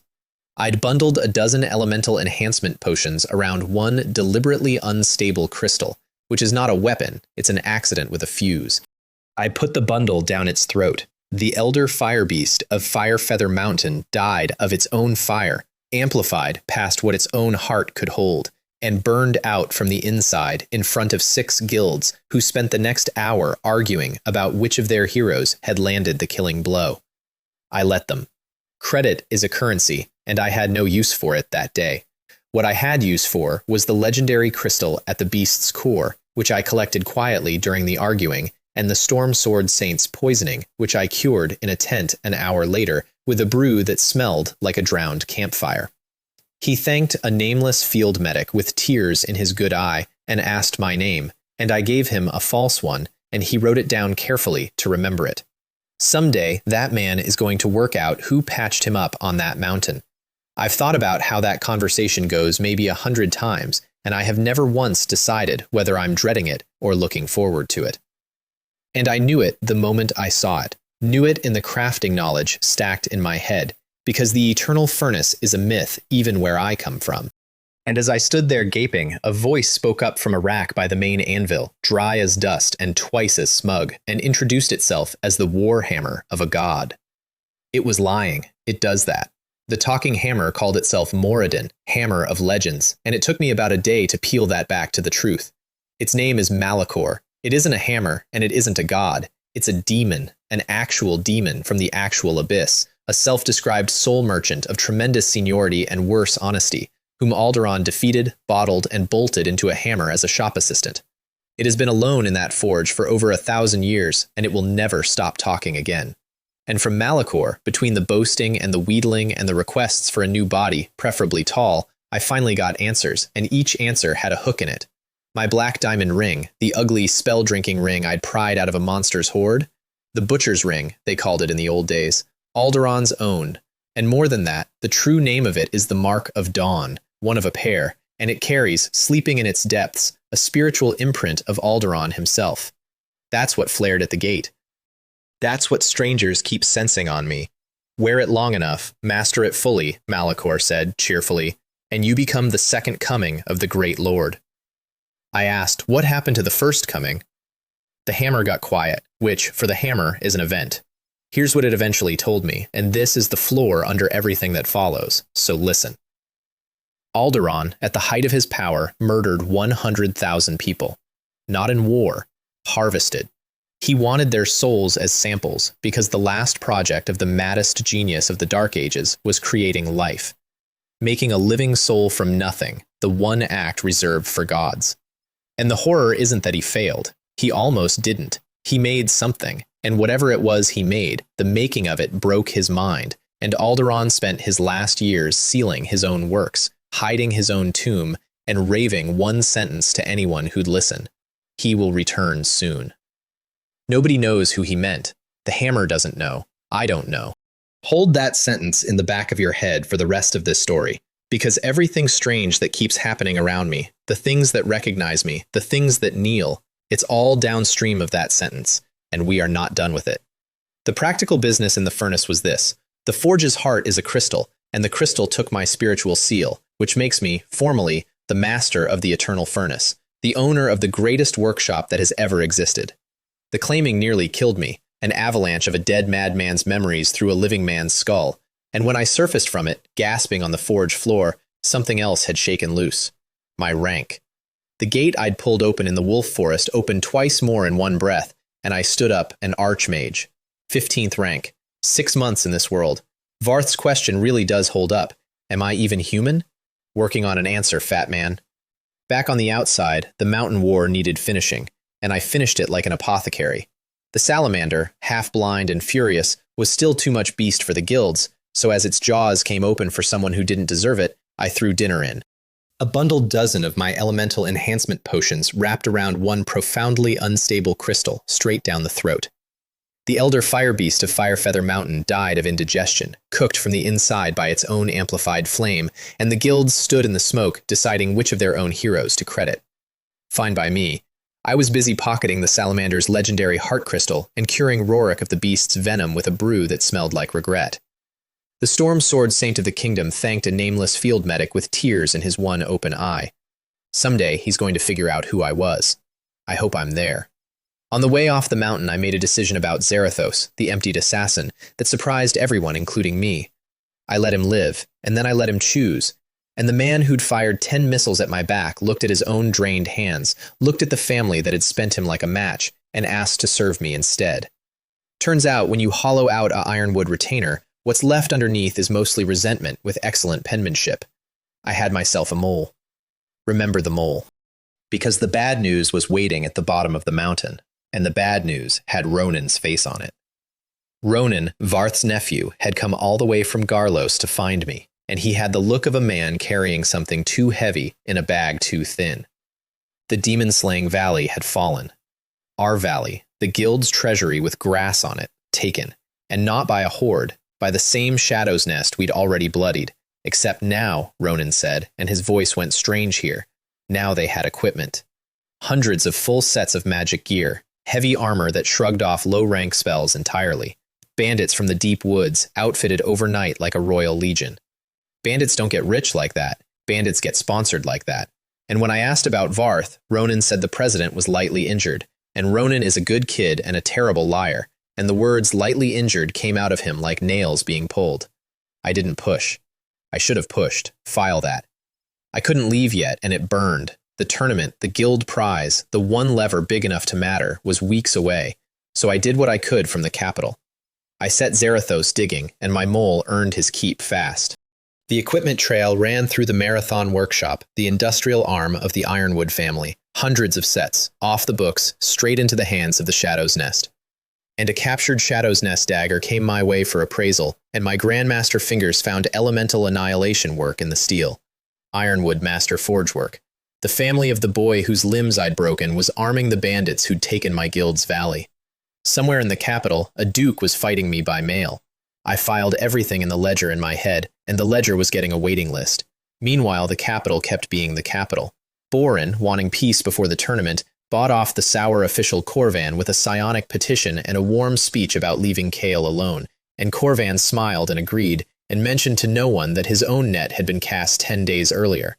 Remember that, too. It surfaces at the worst possible moment, which is the only way anything surfaces in Orana. And I got my first look inside the Apothecary Guild, which runs on entirely different physics. Picture a courtyard directly across from the royal palace, occupied by people who outrank the palace because kings need potions more than potions need kings. That's the Apothecary Guild. I went as a guest of old Alaric, and the day paid for itself several times over. Payment 1, Torian.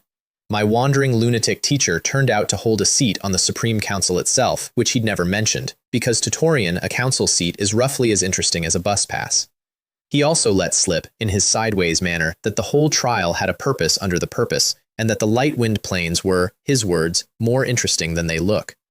I said, interesting how, and he developed a fascination with a nearby shrub. Legendary mages are 12-year-olds with weather-grade firepower. Payment 2, the Fat Thief.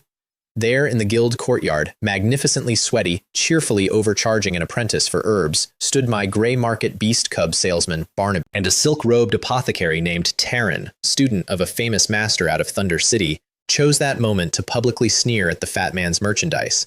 And I chose that moment to check the merchandise myself. And the fat man's despised herbs turned out to include tricolor blooms of exactly the grade my clarity potion refinement needed. So I bought his whole stock at a fair price, loudly, itemizing the quality, in front of the sneering silk robe. And then I suggested Taryn take something for his condition, the condition of being wrong at volume. The courtyard enjoyed that. Taryn did not. Another name in the ledger, small print. Payment 3, the president. Garok, head of the Apothecary Guild, a man whose approval moves markets, received me for what was supposed to be a courtesy cup of tea and turned into 3 hours of shop talk that ended with him showing me the guild's treasure. A ring. Black-banded, plain, cold, the shadow of the night. And the hammer in my storage ring woke up screaming. Malachor, telepathically, at a volume I can only describe as demonic. That's the second one, boy. The pair to the mark of dawn on my own hand. The second ring of Alderaan, the heart key of the eternal furnace, sitting in a display case across from the royal palace, and its owner serving me tea with no idea what he had. Get it, the hammer hissed. Whatever it costs, get it. I smiled and complimented the tea and put the biggest item yet on the very bottom of the ledger, in pencil, in a drawer marked Patience. Payment 4 was a fire that didn't happen. Gorok's own senior student, a polished young man named Joran, demonstrated an awakening potion brew for the honored guest, and I watched his hands, because I always watch hands, and I broke his flask with an ice spike from across the room mid-pour. Scandal. Gasps. And then I walked the room through what young Master Joran had quietly folded into the recipe. Spirit-devouring leaves, an addition that turns an awakening potion into a slow bomb, and I proved it with 1 drop on the far side of a shield ward, and the drop took a divot out of solid stone. Whether Joran was testing a private theory on his master's guests or something darker, I couldn't prove.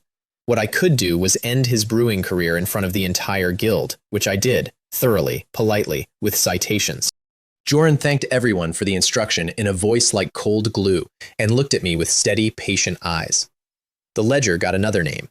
Next to this one, I drew a little flame, because there are rumors about that boy's bloodline, an inborn divine fire, and I have a policy about people with divine anything holding grudges against me.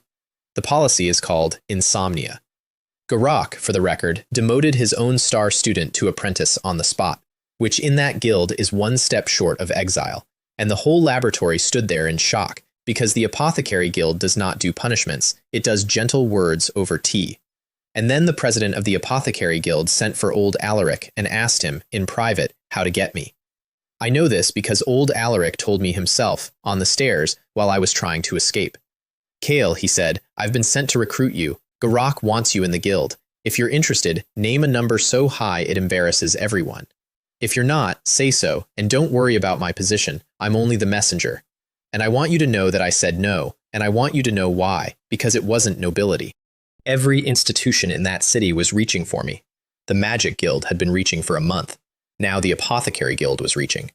In pure career terms, either of them was a life most mages would trade both legs for.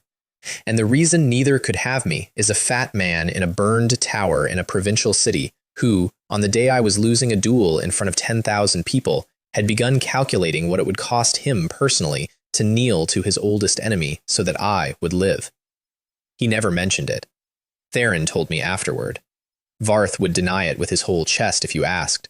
The Emerald Spire is a nothing tower in a nothing town, and it is the only place in this world I have ever been given something without being asked for anything. So I told old Alaric to see whether Garak would take me on as a guest apothecary, a title where the guild owes me favors, and I owe the guild nothing. Old Alaric rolled his eyes at me and said, "And how exactly does that differ from you owning the place?" And I said that was the beauty of it. But I did want one thing out of that guild, and I wanted it so badly my teeth ached, and I'd wanted it since the moment Garak showed off his little black-banded ring and a demon started screaming inside my luggage. So I asked old Alaric for a favor. Not the ring, I'm not an idiot. Primal leaf, one of the 3 impossible ingredients in elemental essence, the brew that would give Varth back his magic, and one that only an institution like this would have in a drawer. And old Alaric, who never manages the guild's stores and couldn't have given me a leaf if he'd wanted to, gave me something better, a hint. You've seen the formula they're all here for, he said. This whole exchange, every senior apothecary in the kingdom hauled to the capital. Whoever completes that formula and makes their method public, the Apothecary Guild will grant one request, anything within their power. Think about it from that angle. Then he patted my shoulder and left me standing on the stairs doing arithmetic that came out, delightfully, to a black-banded ring and a bundle of leaves. Now, the formula. The Apothecary Guild had found a high elven ruin 3 months earlier and pulled 4 lost recipes out of it. 3 had yielded, the 4th had beaten them flat for 3 months, which is why 100 of the finest apothecaries alive were crammed into that hall, watching old Alaric write it out on a sheet of parchment the size of a door, in the original High Elven, because everyone present was of course fluent in High Elven. Everyone except one. I sat in the back row, looking at a wall of beautiful, incomprehensible squiggles. I looked at Torian for help, and found my legendary teacher had gone into a trance with his nose almost touching the parchment. Then I noticed the enormous fat man beside me happily muttering ingredient names under his breath. Barnaby, my Grey Market beast cub salesman, whom I had by then bribed with 50,000 gold to become my personal herb procurer, reads High Elven. Of course he does. So I leaned over, extremely casually, and whispered that perhaps he might quietly translate a line or two for me. "What?" said Barnaby, standing up. "You can't read High Elven?" The hall heard. All of it. Every senior apothecary in the Faran kingdom turned around in one motion to look at the young man who had, an hour earlier, dressed down their entire profession on the subject of potion theory, and who apparently could not read the alphabet of his own trade. The muttering started immediately. An apothecary who can't read High Elven? How did he even get in? Maybe he has connections. Maybe he's somebody's godson. I sat there with my ears burning, and I have to be honest with you, that was the single most embarrassing moment of both my lives, and I include the time I got kicked out of a raid group for going AFK during a boss fight. There is a hole in my education you could drive a cart through, because I learned my craft in a game where everything came pre-translated, and here I am, a Grandmaster of 5 disciplines who cannot read a menu. "Damn you, fatso," I said through my teeth. "You've got guts."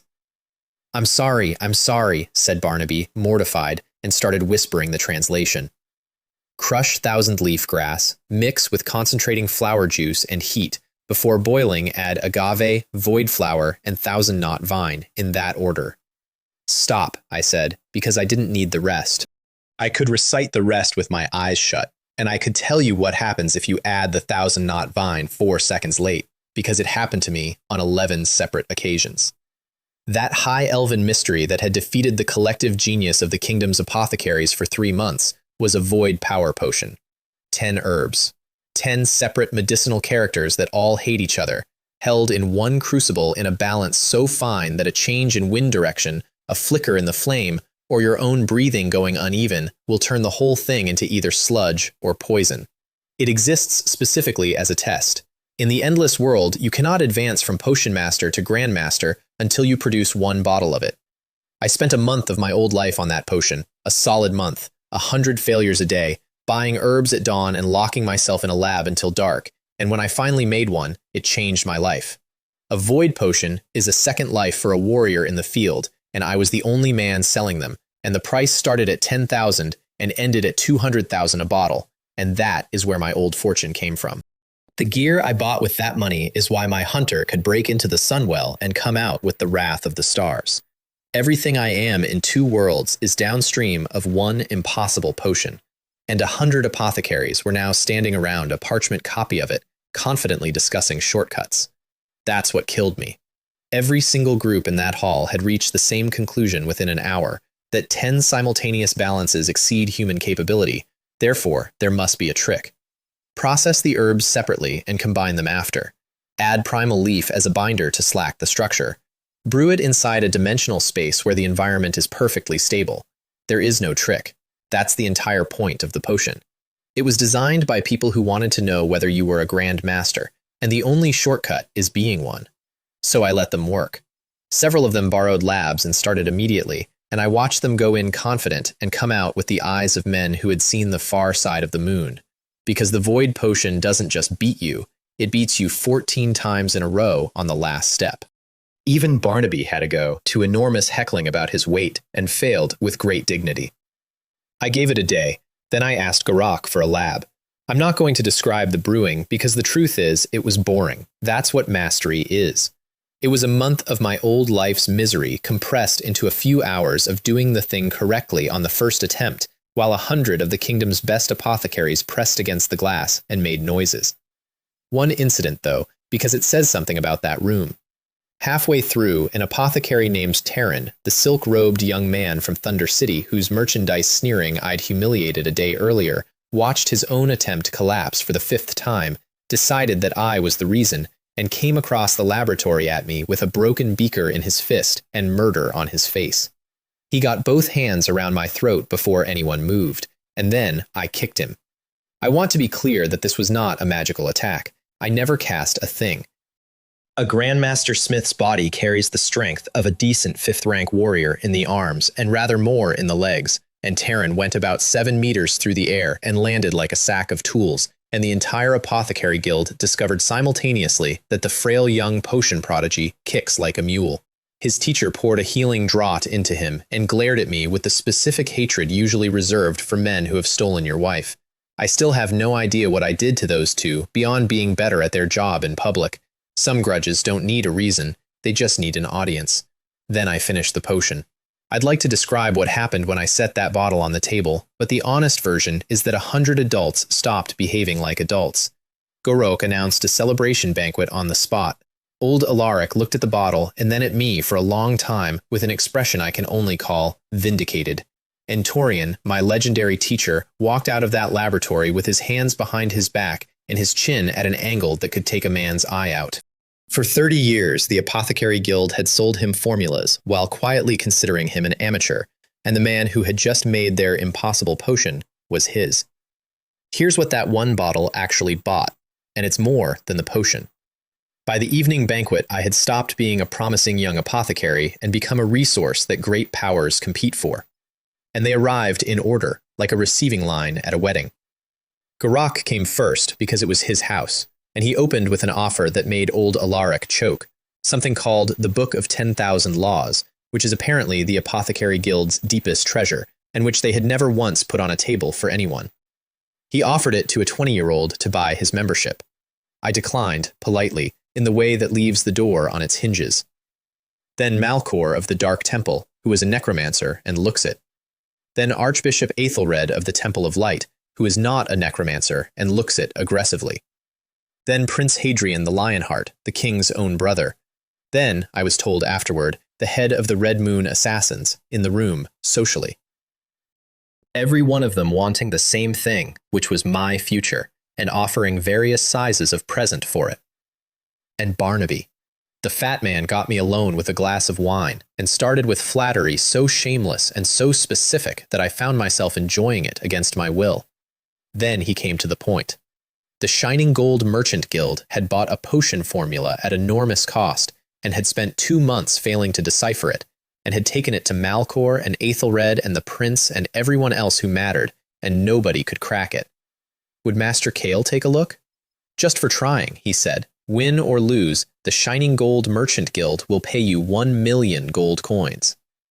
I kept my face still, and my heart did a somersault. 1,000,000 to attempt. That's not a fee, that's a courtship. And if you succeed, he said, I'll give you the tome of 10,000 curses. Great Lord Alderon brought it back out of a great demon's palace during his expedition into the abyss. It holds power, and it's said to hide a secret. Alderon again. Alderon, Alderon, Alderon. Every important object in this kingdom has that man's fingerprints on it, and every one of them keeps drifting toward me like iron filings toward a magnet, and I have long since stopped believing that's a coincidence. I told him I'd think about it. Then I went and found my teacher, who was watching the whole circus from the wall with a glass he wasn't drinking, and asked him what I was supposed to do with a room full of empires being nice to me. Simple, said Torian. Let them court you. Take every gift. Take every advantage. Accept everything and commit to nothing, because the day you choose a side is the day the other sides stop paying. Stay neutral until you've drained them all. I said, are they really going to fall for that? We'll see, said Torian, looking out over the banquet with a small, cold smile. They may be even more foolish than you imagine. That's my teacher, legendary mage, absolute snake. I've never been prouder to know anyone. And I did collect my one request from the Apothecary Guild, and I made it a fair one, and I made it in front of witnesses, and Gorak paid it without blinking, because a public promise from that guild is the only currency they truly can't devalue. Primal leaf for a formula I have not stopped working on, and a plain, black-banded ring out of a jade box, which the president handed over with a faint sense that he was being robbed, and no ability to say why. The Shadow of the Night. The second ring Alderon made when he built the Eternal Furnace, the pair to the Mark of Dawn on my own hand, the heart key of the greatest workshop that ever existed. In my pocket, in exchange for 1 afternoon of doing my job. In my storage ring, a demon started laughing and did not stop for 2 days. We left the banquet close to midnight and did not go back to the guild lodgings. Torian took me north out of the city instead, to the Dusk Forest, where every adventurer in the kingdom knows the most dangerous thing isn't the beasts, it's the tower, because the tower belongs to him. He sat me down in his own hall and interrogated me for half the night about how a boy who was 9th rank in Garlos is an archmage in Orana, and I told him. All of it. Shadow Valley, the Crystal, the Lich, Firefeather Mountain, the Gate of Ashes, the Eternal Furnace, the hammer that turned out to be a demon, the breakthrough that hit me like a falling building. He listened without interrupting, which frightened me more than shouting would have. Then he said one thing. Magic is a dangerous business. An abnormal advancement can make a man regret his whole life. And then he said he'd thought of a way to raise magical strength quickly and needed someone to test it on. Which is how I ended up in the Ashen Forest. And I wanted on record that I did not volunteer. The Ashen Forest of the Dragon's Rest Highlands. There's a second name for it that mages use, and the second name is the Magic Graveyard. It isn't dangerous because of the beasts in it, although the beasts are enthusiastic. It's dangerous because something has been sitting over that forest since before anyone was counting, and under it, magic simply does not work properly. Spells fail. Casting slips. Power drains out of the working like water out of a cracked jug. Torian himself, freshly minted as a legend and feeling flamboyant, once flew over that forest with a flight spell to show off, and met the thing that lives in the air over it, and he does not tell that story with jokes in it. 2 reasons I went anyway. First, my herb supplier had a source there. Barnaby's private harvesting ground, the one that had been quietly making him rich, sits just north of the Ashen Forest, an hour past the tree line through the dark, and half the ingredients I needed for a fat man's cure grow in it. Second, because it turned out the reason the fat thief's harvesting ground was so profitable is that he had been stealing, for years, from the nest of the dragon hawk queen. He confessed this to me while we were standing in the middle of her hunting range, in a voice that had gone up about an octave, and I had a brief, vivid daydream about all the ways I could leave a man in a forest. Of all the things to rob, I said, of all the nests on this continent. I didn't know at first, he said, and then it was going so well. His proposed solution was that we give the egg back and apologize. I asked him whether, in his experience, apologies had ever worked on anything with talons. He conceded the point and hid in the bushes slightly faster than I did. Here is the situation we were in, and it's the worst one this story puts me in, so I want to lay it out honestly. An adult dragonhawk is a 16th rank beast. This was their queen, and the size of her breath said she was scraping the underside of the legendary tier, which puts her roughly in the weight class of the salamander that 6 guilds and a sword saint had needed a whole war to bring down. Firefeather Mountain had the Storm Sword Saint, the Ashen Forest had a thief and a rookie archmage, and the forest itself was pressing my power down to the 14th rank, because that's what the magic graveyard does. I went through my entire inventory in my head, every treasure, every potion, every trick that had saved me all year, and for the first time since I woke up in this world, I came up with nothing. Even Malachor was no help, and I asked. His considered position was that if I died, nobody would lock him in a ring anymore, so my death was frankly upside for him. I explained that before dying, I would fuse my spiritual imprint permanently into the ring, sealing him inside until someone with my exact soul print came along, which is to say, forever. "You're ruthless," said the soul merchant of the abyss in a small voice, and started thinking properly. What he came up with was a piece of biology. Dragonhawks carry thin dragon blood, and every creature that carries dragon blood carries a terror of true dragons written into it before birth. Not respect, not caution, blind inherited panic. A dragon's aura alone is enough. "So where," said Malachor, "are we going to get a dragon?" And I opened my storage ring, and I took out an ugly, dull stone I have carried across 2 worlds. I told him it was cut out of the body of Azatus, the dragon of destruction, one of the 4 guardians of the endless world, killed by me personally, with a great deal of help and one enormous exploit. Malachor said he felt nothing from it. Then he stopped and said something that made the back of my neck cold. "Your stone is strange, boy. What's left in it doesn't feel like a dragon. It feels like something above one. Is there a creature in this world that stands over dragons?" "None of your business," I said, because the honest answer is that I have no idea what my old world actually was, and every month this one hands me another reason to worry about it. She came down before we finished the conversation. No warning, no circling, straight out of the sky with the breath already coming, and my frost armor lasted about as long as a candle in a furnace. When the fire passed, I was lying in a bed of ash with a broken left arm and a back I couldn't feel, and my legs wouldn't hold me. The Dragonhawk Queen was quartering the ruins, looking for her stolen egg. When she found it, she would find Barnaby, and after that, there wouldn't be anything left of either of us to bury. And my right hand, the only part of me still working, was clenched around the stone. I fed fire into it, which was Malachor's last suggestion and my last idea, and the world went red. It was not a dragon's aura. Whatever came out of that stone, the Queen of the Dragonhawks looked at it and stopped being a legend. Her cry went from fury to something I have never heard come out of an animal, and her wings folded, and this magnificent, enormous creature curled up in the sky over the burning forest and shook. I lay in the ashes with a broken arm and watched a near-legendary beast cringe from a rock in my hand, and I thought about a dead lord who kept building things that recognized me, and the necromancer who said, "So it was you," and a boy on Dawn Square kneeling and calling me a king. Then I passed out, which, under the circumstances, I consider reasonable.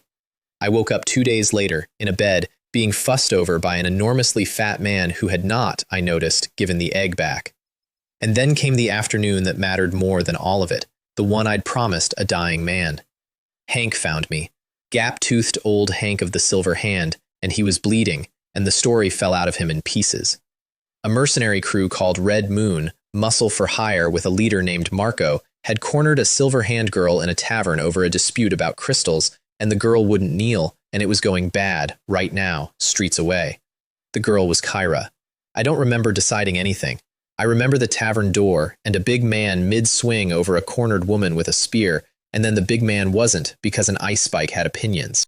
And then Marco of the Red Moon, looking from his best enforcer to me and doing the fastest surrender in mercenary history, hands so high he touched the ceiling beams. And then there was just Kyra, old man Reese's daughter, her father's stubborn jaw, her father's eyes, a spear she'd clearly earned, standing in a wrecked tavern figuring out who I was, and I told her, and I watched it land. I gave her the half arrowhead, star iron, wrong forged, warm from my pocket where it had lived for months. I told her what he'd said at the end, all of it. The eternal temple, her mother, alive, somewhere beyond the darkness sea, the dead water at the edge of every map, the sea nobody crosses. She cried into my shoulder for a long time, this woman who could put a spear through a keyhole, and I stood there and let her, because that was the job. That was the whole job. Everything else I've broken and burned in this story was optional. This one was the job. Afterwards, she wanted to know how she could repay me, and she said it while looking at me in a way that Hank, behind her, found extremely interesting, and that I, being me, cataloged as gratitude and filed incorrectly. I'm told, by everyone, repeatedly, that I'm an idiot about exactly one subject. I'm choosing to believe they mean alchemy. The Capitol wrung a few more scenes out of me before the tournament. Lorian, swearing me to secrecy, smuggled me at midnight into a private forge where he and, I am not making this up, President Boren had spent half a month failing to forge one iron sword, two of the most powerful mages alive standing over a cracked billet like grandfathers assembling a crib. I forged it in minutes while they watched, and Boren's face did something I'll keep forever. And there was the afternoon in the Gilded Rose, which is the Manus family's flagship equipment house, and which I enjoyed more than was strictly dignified. Sean had gone in alone to look at swords, that's all. A big, shy country kid in decent but unfashionable clothes, standing in a marble showroom, looking. And the clerk on the floor, a fat, prosperous, professionally contemptuous man named Joseph, took one look at the clothes and started the performance, following him from rack to rack, naming prices in a voice pitched for the other customers. And finally, when Sean's eye stopped on a plain, dull, unremarkable blade in the discount rack, telling him he could have that one for 100 coins, since it was scrap, and adding that 100 coins was probably still ambitious for someone like him. I came through the door in the middle of that, and I looked at the blade in Sean's hand for about 1 second, which is all it takes. Rainbow adamantine. Old work, real work, 5 separate magical attributes sleeping in it, dull as a stone the way rainbow adamantine always is until someone with power in his hands wakes it up. Sitting in a 100-coin bin in the finest equipment shop in Garlos because not one person on that floor could read what they were holding. So I loaned Sean 1,000 gold on the spot, out loud, and told him to buy the scrap. Joseph found this hilarious, and that was his mistake, because a man who is laughing will take a bet. I offered him one. 1,000 gold, and the wager was simple. This piece of scrap against the shop's own display piece, the tower shield in the front window, the pride of the Gilded Rose, thickest plate on the floor, priced to make people gasp. If my scrap couldn't take it, he kept my 1,000. He accepted before I finished the sentence. He called 2 other clerks over to watch. I put the sword through that shield in one stroke, not chopped, through, the way you'd put a knife through a wax seal, and the top half of the Gilded Rose's proudest display went onto the marble in front of about 30 customers, and the showroom made a sound I will be enjoying for the rest of my life. Theron himself came down. The richest young man in the kingdom, patriarch of the Manus family, arrived in his own shop to find a 5-attribute ancient blade in the 100-coin rack, his flagship display in 2 pieces, and his floor clerk explaining. I have watched Theron negotiate with dukes. What he did to Joseph was quieter than that, and considerably worse, and it ended with a sentence I've kept, delivered flat, without heat, in front of the entire showroom. You are not worthy of being that young man's friend. Then he turned around and offered me the sword as a gift, which I declined, and paid the 100 coins for, which was the whole point. Sean carried that blade out of the shop, holding it slightly away from his body, like it might change its mind, and asked me 3 times on the walk home whether it was really his. I told him it was on credit, and he owed me 1,000 gold. He then tried to repay in installments out of his salary for the next 4 months, until I told him to stop. And then the month was up. The training was over, the cramming was over, the ledger was full. Tournament week came to Arana, and everything I'd been building, and everything that had been quietly building against me, walked into Dawn Square at the same time. One more thing happened before the finals, and it happened in front of the entire guild, and I did it on purpose. Lorien wanted a public sparring match, mentor against student, a showcase before the tournament, himself capped down to the 15th rank for fairness. The whole guild turned out, and for 20 minutes I gave the crowd a beautiful, careful, completely dishonest performance. I matched a capped 19th rank master step for step, pushed him, pressed him, and then, at the exact moment the match was mine, I let my mana theatrically sputter and conceded on empty. The stands got a thrilling near upset. The record books got a promising student at the 15th rank, and absolutely nobody got the actual number, which is precisely how I wanted to enter a tournament full of people who'd been studying me. You don't show the whole knife, you show the handle and let them guess. Then the finals, and Dawn Square filled like a bowl under a tap. Thousands of mages. The VIP gallery alone was a history book. Borin, Corvin of the Supreme Council, Archbishop Athelred of the Temple of Light, the necromancer Malcor of the Dark Temple, an actual prince, and one enormously fat man in merchant silk who waved at me like we were fishing buddies. Barnaby, my grey market beast cub salesman, seated among archbishops. Because the fat thief of the back alleys turned out to be a decision-maker of the Shining Gold Merchant Guild, the richest trade empire on the continent, who had been slumming in the flea markets for fun, and who had, I learned later, bet tens of millions of gold on me across these matches. The man sold me a fake rare pigeon once. Now his retirement was riding on my casting speed. I love this world. My opening matches went fast. The one worth telling was Loken, a battle mage, a spell and sword hybrid the commentators called impossible for a pure caster to counter at close range. He closed the distance exactly like the manual says, and I hit him with an instant ice storm that was mostly theater, and while his guard was drinking the theater, 3 ice spikes arrived underneath it with the actual message. The commentators updated the manual. Elsewhere in the bracket, the storm fronts were forming. Kalen carved through his side of the draw like a man opening mail, casual, cruel, playing to the gallery. And Lorcan, the boy whose 4 limbs I'd once broken, had come back changed. He moved wrong. He won wrong. Against a 13th rank named Alaric, he barely gestured, and his power came out of him in a way that made my skin file a complaint, a hungry, swirling wrongness, like watching a puppet where you can't find the strings. 2 months ago, I'd handled him like luggage. Now the oldest men in the VIP gallery were leaning forward when he fought. Sponsorship, whispered the crowd. His new teacher, whispered the older whispers, and the older whispers would turn out to be right in the worst way. And then there was the match nobody understood, the one that understood me.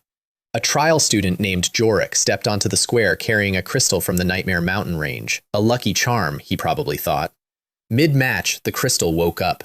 It drank his opponent's spell. Then it drank Jorik. His own spiritual power siphoned out through his hand while he stood there rigid, and something else poured back in the other direction, cold and old, and the boy's eyes went wrong, and the square's wards started screaming, and Borin himself rose to intervene.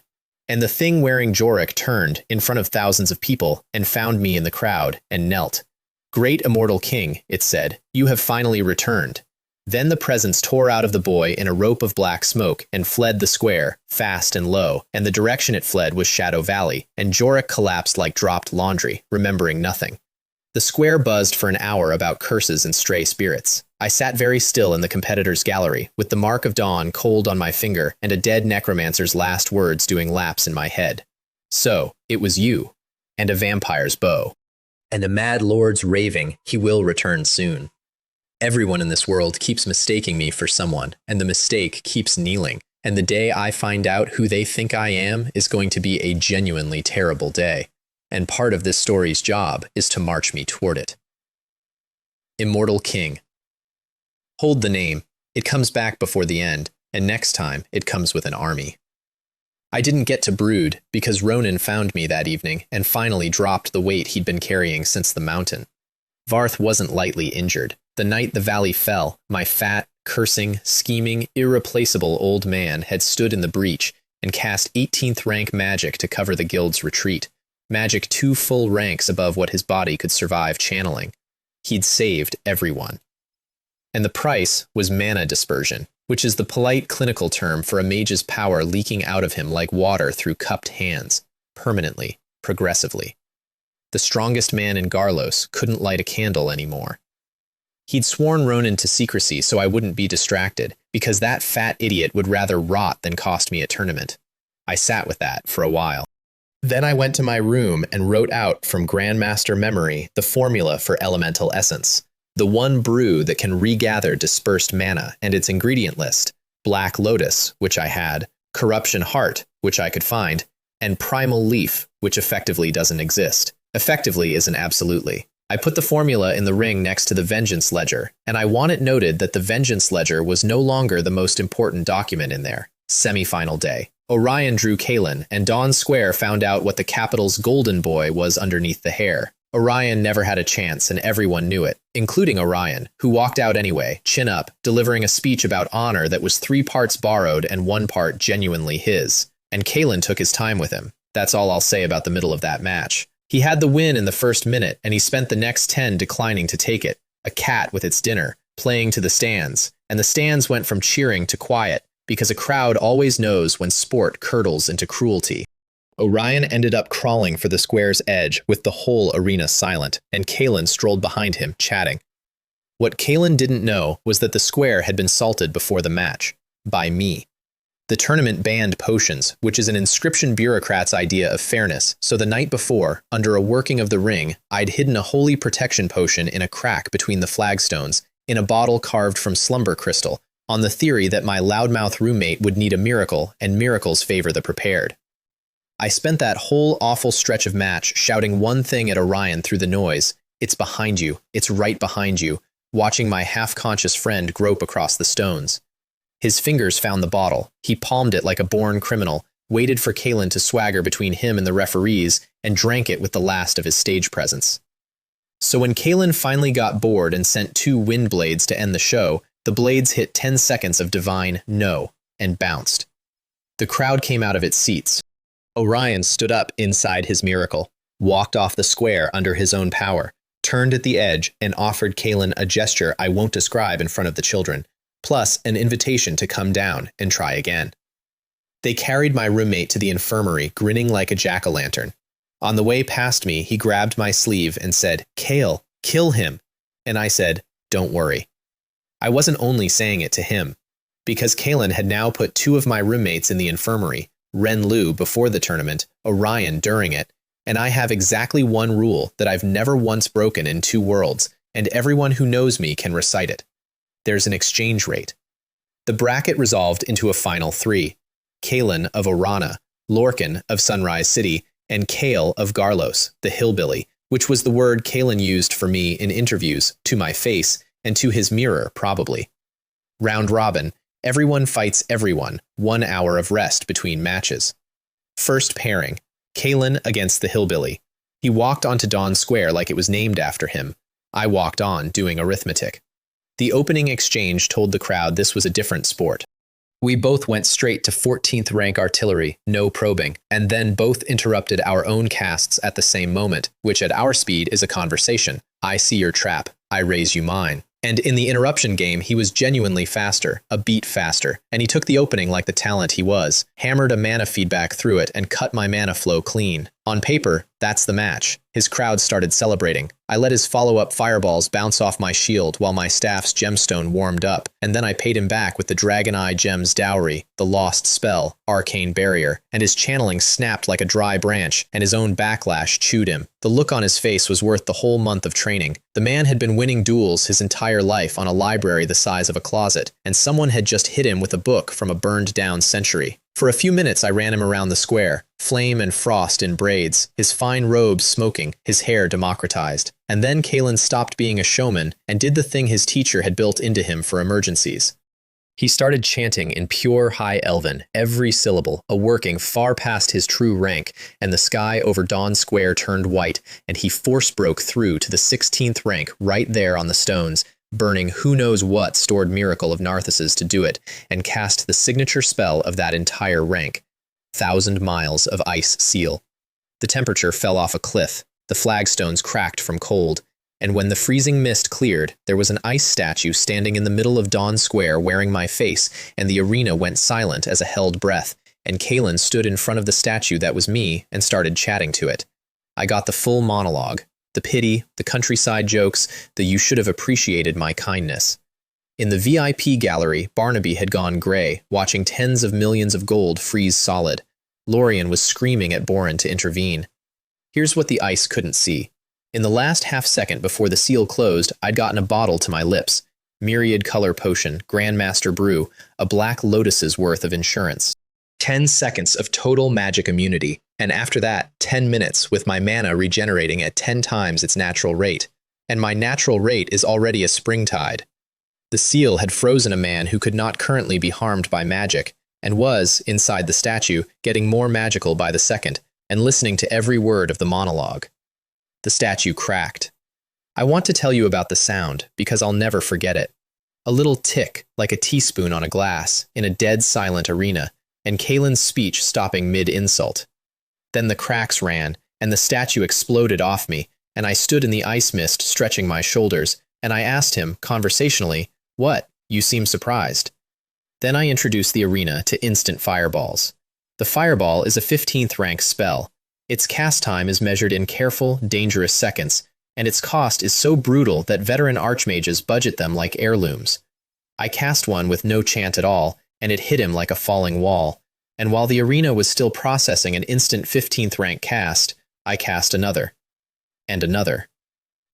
Kalen got his source water shield up, 16th rank perfect defense, and made the reasonable calculation that no human alive could afford more than 5 fireballs, and settled in behind his shield to wait out my wallet. The crowd started counting. They counted like a festival, thousands of voices, and the count went past 5 and his face changed, and past 10 and his face changed differently, and past 20 and he stopped having expressions. I stood there under my potion's tenfold tide, casting the most expensive spell in the tournament like I was dealing cards. Somewhere around 40, the arena's chant stopped being a count and became a wall of sound, and at 60, the source water shield of Farron's #1 genius burst like a soap bubble, and the man behind it sat down in the wreckage of his reputation. The stands went insane. In the VIP gallery, Barnaby was hanging out of his box, applauding with his whole body, weeping openly onto lesser millionaires below. And I walked toward Kalen through the smoke, and the arena quieted, because everyone remembered, all at once, what he'd done to Orion on those same stones an hour before, and everyone did the same math I was doing. I kept the accounting brief, because I'm telling this story to friends. He'd taken his time with my roommates. I didn't take much with him, and what I took, I'll summarize. Blood vines out of the flagstones, the whole square gone red with them, a spell nobody in that arena had seen outside a book, and Farron's golden boy wrapped and held while the stands learned a new kind of quiet. And here's the detail I never told the crowd. The vines are a horror show, that's their job, but mine were a stage trick. Every drop they drew, they quietly gave back. I needed him terrified, not dead, because dead was too cheap for what I actually had planned, and also because his teacher is a legendary mage famous for 2 things, power and pettiness. Boren decided it had gone far enough, and honestly, from his seat, fair. The president rose and cast the Great Purification, 20th rank, a curtain of white light across the whole square, the gentle way to end it, dissolve the summoned vines, freeze the frame, everyone goes home.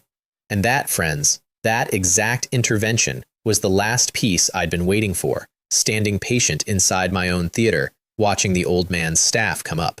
Because riding a legendary spell into a man's skull is the one delivery no shield checks. The moment the purification light swallowed the square, blinding everyone in it and every ward around it, I released the vines and cast the spell old Lorien had paid me with months ago, Magic Disruption, my monstrous spiritual power behind it like an ocean behind a needle. I threaded it down the purification's own current, and inside all that holy light, where no referee and no teacher and no god was looking, it went in clean. When the light faded, Kalen was lying on the stones, breathing, unmarked and empty. His spiritual power wasn't damaged, it was gone. The arena saw a boy who'd overreached his forced breakthrough and collapsed. Boren, who'd felt something monstrous move inside his own spell and could prove nothing, sat back down very slowly and looked at me across Dawn Square, the way you look at a pleasant houseguest whose luggage just growled. Farron's #1 genius never cast again. The commentators called it tournament tragedy. Orion, in the infirmary, called it something else and threw a party. I was still catching my breath in the rest area, one match from everything, when Ronan came through the crowd with his face the wrong color, and the day I'd been having stopped mattering. 3 days ago, he said, the Shadow's Nest came out of the demon-slaying valley in their bought armor, and they marched on Garlos, and they took the Emerald Spire. Our tower. Home. More than 20 magisters dead. Over 50 mages dead. People who'd poured my auction wine and argued with me about ingredient storage and taught Sean to read guild notices. The tower looted down to the walls, and then, because looting wasn't statement enough, burned. The Emerald Spire, which had stood over Garlos for centuries, torched by bandits in Duke-bought armor. Varth had been smuggled out in time, powerless, hidden, alive.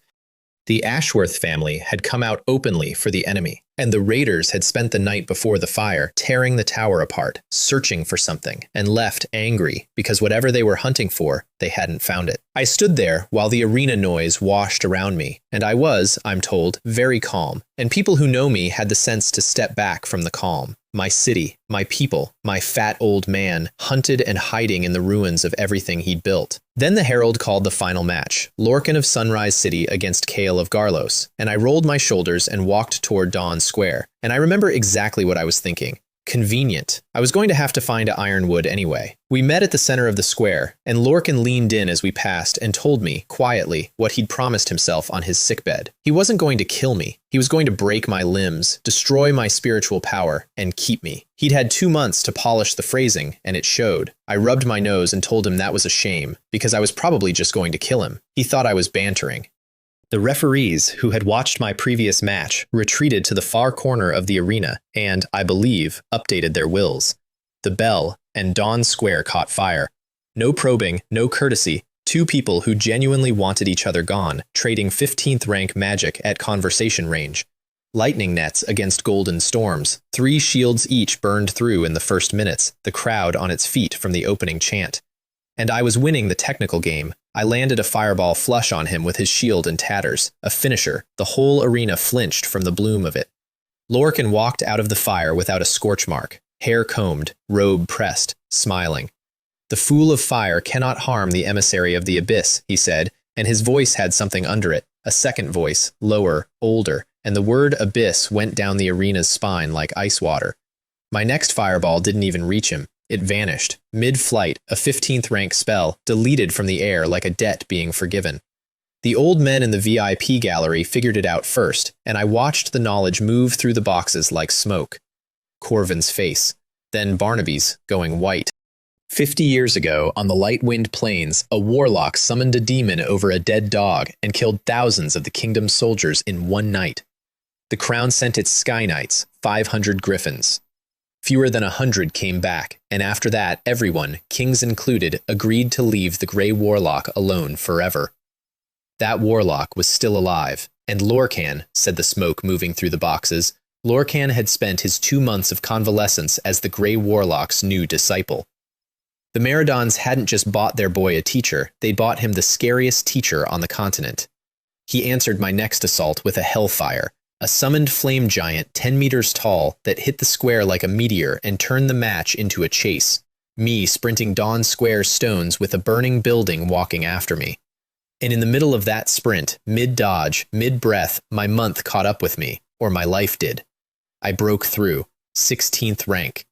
In the middle of the match, in the air between 2 strides.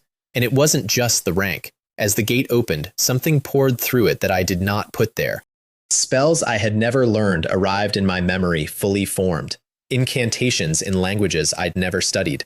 And underneath them, heavier, stranger, a dozen of the core rules of magic itself. The deep law that even legends spend lifetimes deciphering. And every one of them was subtly altered, edited, initialed by someone else's hand. I froze the charging hellfire with 1,000 miles of ice seal I had never learned, cast off intuition like whistling a song heard once, and half of Dawn Square screamed, because an hour ago that spell had been Kalen's miracle, and I was casting it like a nursery rhyme.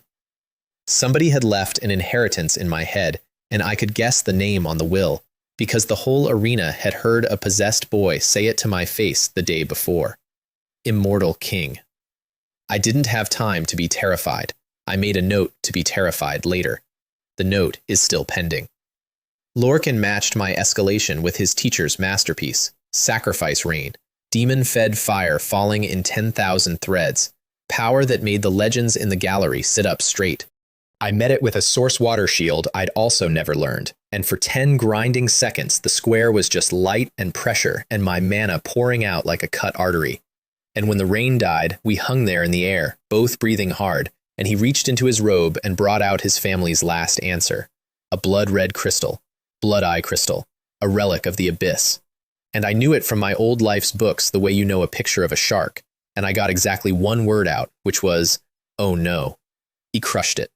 The mist that came out swallowed the square, and inside the mist, Lorcan screamed and changed. Wings tore out of his back, black, then soaking to red. Scales sheeted his skin. A horn came up from his brow. The heir of the Ironwood family carried, it turned out, the thin blood of an abyssal lord, the destroyer Babatu, king of the seventh layer. The crystal had woken it.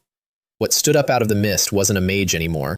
It was a demon wearing a young man's grudge, with power multiplying past the 18th rank while the arena's wards howled, and Borin threw a void barrier over the entire square, the strongest cage the kingdom's strongest man could raise, so that whatever happened next would at least stay inside. Inside. With me. The next stretch of that fight I lost. Let's be honest about it, that's what happened. His body had become the weapon, faster than my casts, harder than my shields, and he caught me and beat me across the sky like a carpet. I bled from more places than I had places. The crowd's roar turned into that low sea sound a crowd makes when it's watching something it will discuss in whispers for years. He was enjoying it. Cat and mouse, hope and crush, his favorite recipe. He backed off deliberately, floating on those red wings, savoring, letting me stand up so the falling down would matter more. Mistake. I've been given standing up time by better monsters than him. I drank my last insurance, the undying potion, an entire black lotus condensed into one transparent swallow. I layered every body enhancement working my new stolen library held. And when he finally got bored and came in for the kill, wings folded, a red arrow with a smile on it, I wasn't where the arrow landed. I was behind him, because the new rules in my head made a teleport out of a levitation spell, and I hit him with a fist, carrying a Grandmaster Smith's arm and a potion-fed frame, and the demon heir of the Meridons went out of the sky like a swatted wasp. The end sequence, the part the ballads got wrong, went like this. He rose again on the wings and began his teacher's true finisher, the Crimson Judgment, the spell from the massacre 50 years ago, the whole square's blood mist spinning into a vortex with him at the throat of it. The gallery legends were on their feet. Borin was feeding everything into the barrier, and I floated there quietly and took out a crossbow, and out of the ring I took a thin, dark bolt, one of two, vampire fang under god metal, forged months ago in the dark for a rainy day. And friends, it was raining. I'm sorry, I told him, and I meant it about 1%. My luck is probably going to hold. The bolt took the vortex in its heart, the dark red knot where the crystal's gate fed him, and drank. The abyss tap closed. The wings guttered, and everything he'd borrowed went out of Lorcan at once, leaving a beaten, bleeding, human again young man in the wreck of Dawn Square, and me descending on him with the patience of a paid invoice. He was still Lorcan, I'll grant him that. Pinned, finished, blood in his teeth, he laughed at me and confessed. The Emerald Spire, he said. Want to know who gave the order? Not the family, not the elders. Me. I ordered it. He said it looking right at me, delighted, secure, because killing him meant war with the Duke, and no hillbilly would dare. And behind the security in his eyes there was something else, a flick, a glance he kept sneaking over my shoulder to a particular seat in the stands, to Corvan, the sour official, the man whose net had gone out 10 days early. Magic patterns. Corvan had helped lay the arena's safety inscriptions, and when I looked, with a Grandmaster inscriber's eyes, at the pattern glowing under the flagstones near us, I found it, the missing circuit, the sabotage. A balance-keeping loop deleted so that at the right moment the arena's own protective array would misfire and kill me. An accident, a tragedy, nobody's fault. Lorcan wasn't stalling from fear. He was luring me onto the trigger. So I did the single most satisfying piece of craftsmanship of my 2 lives. Standing over him, talking, visibly gloating for the audience, I reached out with a thread of spiritual power and edited their trap, re-aimed it. And when his cousin Galen came shoving through the crowd with armed retainers, begging mercy for the heir, I graciously agreed. and released my vines, and stepped back with empty hands in front of 10,000 witnesses. The arena's own sabotaged pattern misfired, exactly as designed. One polite blade of wind, and the heir of the Ironwood family died on Dawn Square of his own family's assassination attempt, in public, with my hands demonstrably nowhere near him. "This has nothing to do with me," I said. And the beautiful thing, the thing his cousin choked on, the thing Corvan went home and aged a decade over, is that every mage in that arena had watched it be true. The referee found his voice, the victor of the trial and the final and everything, Kale of the Garlos Magic Guild. The square came down in applause like weather. Somewhere above me, Barnaby was tearfully rich. Somewhere behind me, Boren was already composing the world's most carefully worded report, and I stood in the middle of it, with my city on fire 8 days' ride away, and I bowed, and I collected the one prize I'd come for, a guild of my own, and before that, a debt to pay in Garlos, in person, in full. The celebrations wanted me. Garlos needed me. It wasn't a contest. Lorien caught me at the arena gate mid-lecture. The Supreme Council will want to honor you. The guild will hold feasts. Narthis is going to hear about his disciple, and you should be visible and protected. And I let the old man run out of breath and told him I was leaving tonight.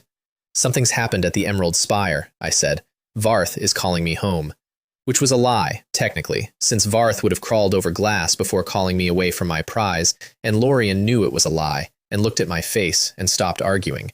Before I left, he made me promise to come back for the bet with the Adventurers Guild, 3 months out. I promised. I keep those. Ronan rented the fastest carriage in the capital. Sean folded himself into it, taking up 2/3 of the bench and apologizing to the upholstery, fresh back from a month of mysterious absence he wouldn't explain, some secret training arrangement he'd promised somebody to keep quiet about. I didn't push, because the kid had come back with his shoulders down and his eyes level, and whoever was sharpening my bodyguard had my provisional thanks. We tried to collect Kyra and found the Silver Hand had marched out on a contract days before, the whole company, and I chose to find that reassuring. Isolde doesn't lose people. It's her one vanity. We drove through the night, through Black Mountain Town without stopping, because I've learned my lesson about sleeping there, and the whole way south I watched the country change. Rumors move faster than carriages. In every village, the same murmur. The spire fell. The spire burned. The old order of Garlos is done. We came over the last rise at dusk on the second day, and there it was on the skyline. Home, the Emerald Spire, still standing, smoke-stained up its whole eastern face like a candle that had guttered in the wind. And at its foot, at the gates of my guild, was a crowd of about 30 armed men, and they weren't queuing for potions. They were led by a scar-faced thug in second-hand leather, and as our carriage rolled up, he was in full voice, working his crew toward the doors, and I got to hear the state of my city in one speech. "The Magic Guild is finished," he was shouting. Somebody torched their nest, and their fat president ran and hid. "Let's burn the tower again, boys. Maybe old Varth is inside. We'll drag him out and sell him to the Shadow's Nest." A handful of teenage apprentices were trying to hold the doorway, fifth-rank kids with training staves, white as paper, standing their ground anyway in front of a mob. And if you want to know why I love that guild, it's those kids. And I got their names later, and they're all somebody now. I stepped out of the carriage, and I let the mob see me, and I said the door policy out loud. "Those who trespass into the Emerald Spire die." Scarface demanded to know who I was. Fair, it had been a while, and I'd left as a local curiosity and come back as something else. So I answered with the blood vines, the whole street sheeting red, and one of his men who'd already crossed the threshold learned the policy the hard way, in full view, and I will spare you the details because they don't need me. The rest of the mob relocated to a different city block at competitive speeds. Scarface, backing away, played the only card in his jacket, screaming that the Crimson Brotherhood doesn't forgive. I stopped him with one sentence. The Crimson Brotherhood was a name I actually knew, one of the 6 underground powers of Garlos, and its boss was a man called Alistair Vance, who had always, in Varth's day, been carefully polite to the guild. "Tell Vance," I said, "to come see me at the Emerald Spire, today." You know what I love about Garlos? The speed of it. Word of my return went through that city like dye through water. Within the hour, the guild hall filled with survivors, magisters with bandaged arms telling me everything, how the Shadow's Nest had spent a whole night ransacking the tower before burning it, how they'd clearly been searching for something, how they'd left snarling because they hadn't found it. Within 2 hours, Alistair Vance himself arrived, boss of the Crimson Brotherhood, a man who ran 1,000 knives, sweating through his collar, hauling the scar-faced idiot by the ear and a wagon load of apology gifts behind him, ready to grovel, ready to pay, ready for anything except what I did, which was forgive him instantly, warmly, completely. And then, while he was still dizzy from relief, I mentioned that I'd always wanted to see the famous scenery of the demon-slaying valley, currently occupied and trapped to the rafters by the Shadow's Nest, and it would be so helpful if the Brotherhood's excellent thieves could get me a detailed map of those trap lines, purely for tourism.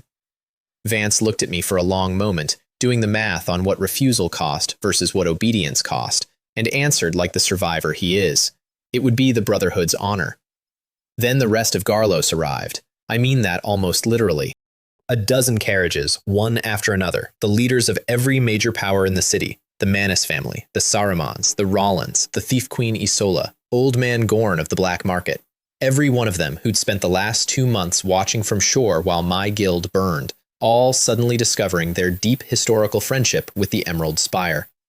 I hosted them in our smoke-damaged hall, and I was charm itself, and I promised nothing, and I watched them get more nervous the friendlier I got, which was the point.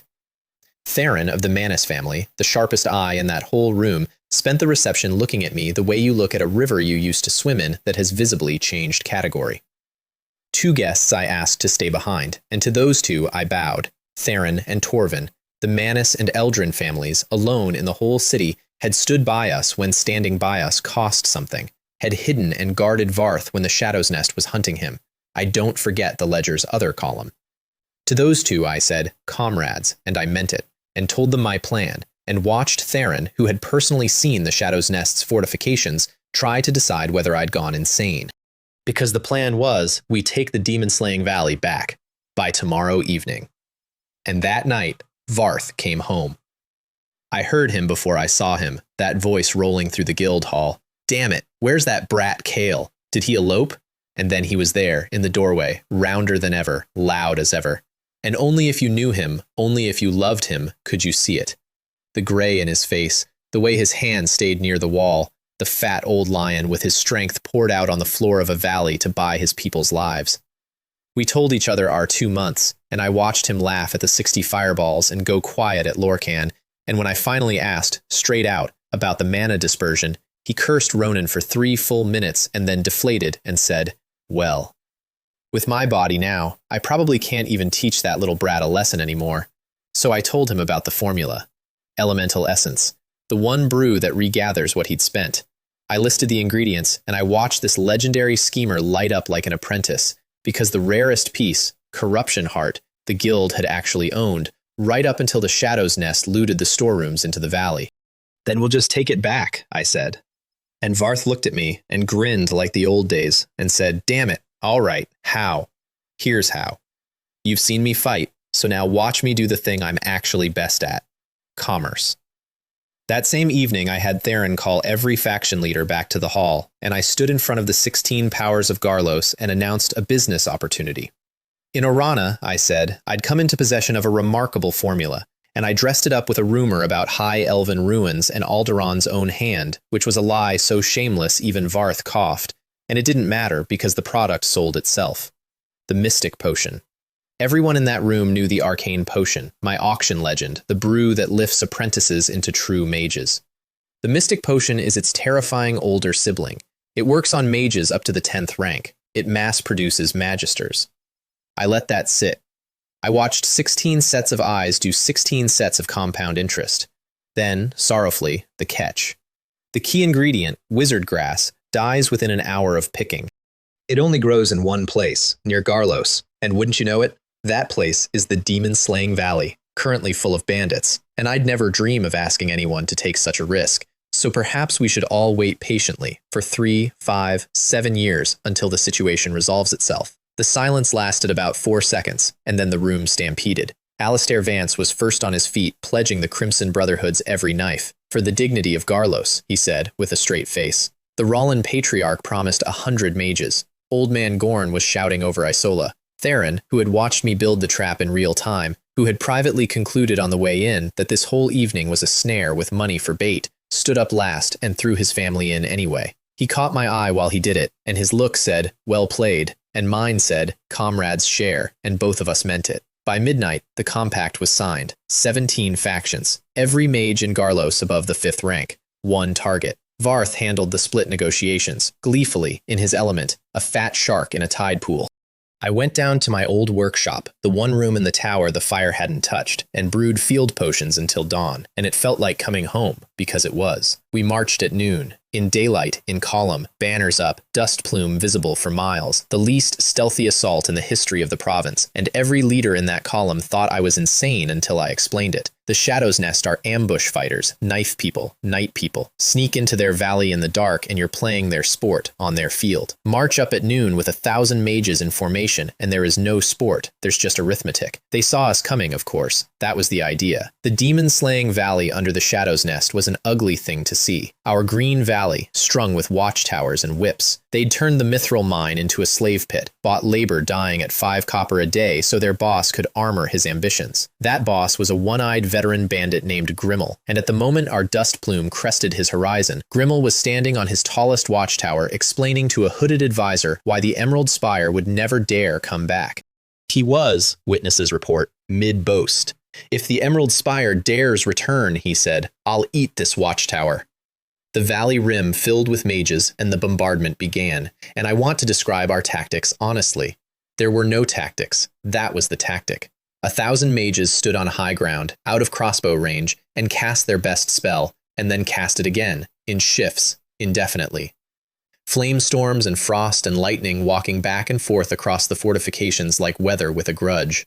The elaborate trap lines the Shadow's Nest had spent a month burying, mapped for me in advance by the Brotherhood's thieves, died in their holes without ever being stepped on. The watchtowers went first. Grimmel did not, in fact, eat the watchtower. The watchtower left before he could. Varth ran the barrage like a fat conductor, arms waving, roaring happily, taking rank order requests, and the 16 faction leaders watched their combined mages deliver a beating that was less a battle than a demonstration, a product demo, and the product was consequences. The Shadow's Nest tried their signature counter, of course, knife teams sneaking out along the cliff shadow to get in among our casters and turn the day into chaos. It had worked for them their whole careers. The teams met a standing rotation of 200 windblades, and it stopped being a career. And then the sky filled with the smell of ozone, and the day's one real fight arrived, because up out of the burning valley rose an old man on a levitation spell. Robes snapping, power crackling off him at a level nothing in a bandit army has any right to hold. Half the mages of Garlos recognized him in one breath and made the sound of a city having a ghost problem. Old Ashworth himself, patriarch of the Ashworth family, the man whose golden sun I'd finished on Dawn Plaza, the man whose house Varth and I had gutted. He hadn't fled the province after the family's fall. He'd sold what was left of himself to the Shadow's Nest, and it was his cunning that had cracked our valley and burned our tower, one old spider paying for his son and his gates with other people's blood. Varth took one step forward on pure reflex, this powerless fat man, ready to go up and fight his rival of 40 years with nothing in his hands but history, and I put a palm on his chest and said, "Let me go have a chat with him." Then I stepped up into the sky, on a levitation working of my own, and I watched 40 years of Varth's stalemate look across 100 meters of air at me, and understand, in one long moment, how completely the world had moved. We were polite.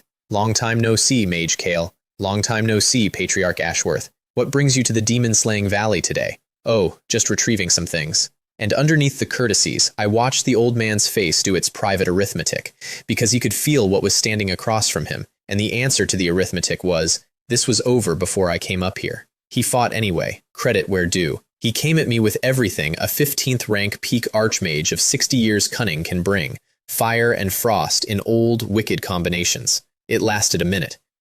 My mana feedback cut his casting off mid-syllable, a tenth of a second after he began, which to him must have looked like prophecy, and to me was just the new rules in my head reading his lips.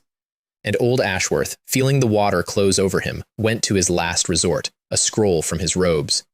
Varth screamed a warning from the ground because he recognized it. The Mindstorm Scroll, an 18th rank horror looted cheap from our own guild's troubles, a channeled working that burns a mage's mana out of him to the last drop, unblockable, uninterruptible, the old spider's kill of last resort. Golden light swallowed me whole. and inside the golden light, my black ring yawned and drank it. I watched him through the fading shine, this brilliant, ruined old man, holding his spent scroll, and I saw him understand, and there was almost something like relief in it. He'd bet everything on one hand for 40 years and finally gotten a table that couldn't be beaten. My fireball was quicker than my city got from him. He fell burning, and the valley broke. The Shadow's Nest ran, 1,000+ bandits abandoning the fortifications in a tide, streaming down toward the Blackwater River where their 10 ships waited, the ships they'd arrived on, the escape they'd always kept oiled. Grimmel ran at the front of them, one eye fixed on the far bank, on the deep forest, on next year's comeback, because that's how it always went for the Shadow's Nest: raid, retreat, wait, return. I floated after them at a walking pace, and I thought about it. I want you to know that I thought about it. I thought about the mages of the Emerald Spire who'd poured my auction wine, and the price of 40 magisters, and Varth's power soaked into this valley's floor, and every town that would burn in 3 years when this same tide came back out of the forest rearmed. If you only wound this kind of thing, you're just scheduling the next fire. At the river, as they crowded the ships, I drank my soul-burning potion, the brew that trades days of my spiritual power for one cast beyond my ceiling, and I raised the firmament staff, and I gave the order in a dead man's language, and the sky went the color of iron. The 1,000 miles of ice seal came down on the Blackwater River, and the river stopped. All of it. The water froze mid-wave, the ships froze in their own reflections. And the Shadow's Nest froze where it stood, mid-scramble, mid-shout, 1,000 statues in perfect crystal on a white shore, Grimmel at their head, with his one eye forever on the far bank he never reached. When the mages of Garlos came through the pass behind me and saw the riverbank, the whole column went silent. 16 faction leaders looked at 1,000 ice statues, and then at the 20-year-old floating quietly above the shore, and I watched the exact lesson I wanted settle into every face. This is what the Emerald Spire's mercy costs when it runs out. Sorry for the fright, I told them, pleasantly. I just saw our guests from the Shadow's Nest off on their journey. Nobody laughed. Perfect. It wasn't a joke. The potion's bill hit me an hour later, and it was enormous. My spiritual power scraped to the subfloor. I slept in a command tent in my reclaimed valley for 4 days straight. I wanted on the record that Varth only drew on my face once, and Sean stood guard the whole time like the door was a personal enemy. I woke to a valley already healing, slaves freed and hired at honest wages, the mine cleared, our 17-faction army camping in the meadows because Varth, magnificent leech, had convinced them all to stay and help rebuild at their own expense. And I woke to the fat man vibrating outside my tent with news. During the digging, deep in the Mithril mine, a work crew's pickaxes had struck something that rang hollow, and Varth had spent 2 days with an old looted treasure map he'd never managed to read, and had realized, that morning, that he'd been holding it upside down his whole life, so to speak. The map's mark wasn't in the Whispering Forest at all. It was here, under our own mine, under the valley the Shadow's Nest had torn our tower apart trying to find something in. Something, it turned out, was a door. Theron came running into my tent to report it, and Theron does not run. The excavation crew had cleared down to a slanting tunnel 50 meters into the mine, and at the end of the tunnel was a stone door, sealed, ancient, covered in what the crew described as scribbles. They'd sent 2 of the Brotherhood's best lockmen to open it. Both had touched the door and simply stopped moving, standing there like men who'd forgotten the next part of being alive.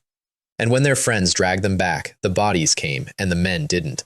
2 blank faces sitting in the sun outside the mine, breathing, empty, done. Was there anything strange on the door, I asked, and Theron said the magic fluctuation spiked the instant the thieves touched it. And I said ah and got my staff. The tunnel was cold in a way that had nothing to do with the season. At the bottom, 2 oil lamps guttered on either side of a slab of black stone, and the scribbles resolved, to my eyes, into one of the more beautiful pieces of murder work I have ever seen. A Song of Death array, necromancer inscription, high grade, 6 mana nodes placed so their flow loops back and feeds itself, circuits scattered to look like a child's doodle, when the scatter is actually a design to cut resistance and keep the whole thing sipping power for 12 centuries without a refill. As an inscriber, I admired it out loud. As a man with 2 vegetables sitting in the sunlight upstairs, I did not touch it. Varth offered to solve the door by having 40 mages blow it up. Theron, who had noticed we were standing in an unsupported tunnel under a mountain, made a small noise. I told them to back up and did it properly. There's always a trap on the mana source. That's inscription 101. And on a necromancer's work, the trap is never a bee sting. So I built a magic suppression field in my palm and crept it across that door, a finger breadth at a time, recalculating the elemental arrangement at every step, which is the magical equivalent of diffusing a bomb using only a spoon and the ability to do enormous multiplication. It took the better part of an hour and drank more mana than the entire Valley Assault. When the field finally stopped dead over the exact center of the 6 nodes, I let out a breath, aimed one eye of corrosion at the node, and cracked it. The trap went off into the suppression field, and the trap was a Scourge of Wrath, 18th rank, the signature massacre spell of necromancy, the thing that once put a pope in bed for a year. My suppression bought me 1 second before it ate the field whole, and 1 second was exactly the budget. In that second, I fed a thread of mana to the black ring on my finger, and the Mark of Dawn opened a channel in the air and swallowed the whole roaring darkness like a drain swallowing a puddle. Varth, who had watched a legend-grade death spell appear and vanish in the time it takes to blink, said, "Is that all?" I sat down on the tunnel floor for a moment. Is that all? I love this man. I would like the record to show I love this man. Then the door ground open on its own, and beyond it was a corridor that breathed out air like the inside of a grave, and we walked 10 minutes down it into a mountain's hollow belly and came out in a graveyard. Hundreds of headstones under a stone sky, pale green corpse fire drifting between them like fireflies with bad intentions, broken skeletons underfoot everywhere the light touched, and at the center, a tomb built in the style of 1300 years ago when the High Elves were still masters of this world, and everything they built still had the shadow of the Dark Ages in its lines. Theron made a sound. Varth, who has never in his life been correctly frightened, walked toward the tomb with the expression of a man approaching a beautiful woman, and stepped on a skull and levitated approximately 1 meter straight up. There was a gem floating in the antechamber, and I nearly took it, and stopping myself was the single most profitable decision of my week. A gloom gem the size of my fist. If you don't know the name, a gloom gem the size of a fingertip is enough for a necromancer to raise an army of thousands, and they mostly exist in books with the word massacre in the index. This one was floating free with no mount, no ward, nothing holding it, and that wrongness is what saved me, because I looked again and found the pale green light underneath was a second array. A disaster field, the great circulation engine that purifies and redistributes death energy through a necromantic complex. And the floating gem was its heart, and heart is not a metaphor. Pull the gem, kill the field, and whatever the field was keeping asleep down here would stop being asleep. So I put my hands in my pockets like a good boy, and we opened the tomb's main doors instead, and gold fell out. I have had money in 2 lives. In my first life, I ran wealth that got measured with exponents. Here, one auction of 10 bottles had bought me a street. But numbers are numbers, and this was the first time I ever saw what numbers look like when you make them physical. A hall the size of a playing field, and mountains of gold coins scattered through it. Actual mountains, with drifts and slopes and gemstones scattered through the drifts like red and green weeds. Varth's pupils went round as saucers. He started forward with his arms out, and I caught him by the collar, because I'd just noticed the second thing about that hall, which is that the gold was moving. Skeleton warriors came up out of the drifts with rusty scimitars, a dozen, then 30, then the far doors opened and the room filled with the deep water sound of a tide coming in. Zombies, wraiths, hell skeletons. Every low-rank horror with a name pouring into that gold hall in a wave, and my 2 companions were, respectively, a merchant and a powerless old man. Firewall across the entrance, flame storms into the mass, and I shouted at Theron to get Varth out, and Varth informed me at volume that he did not require assistance and could walk out himself, thank you, and then remembered he was a candle and let himself be dragged. I covered the door until they were through, and the instant they were clear, black mist boiled up in the center of the hall, and the tomb door slammed shut behind me with the sound of a coin dropping into a slot. There's the trap, I thought. Should have taken the gem and run.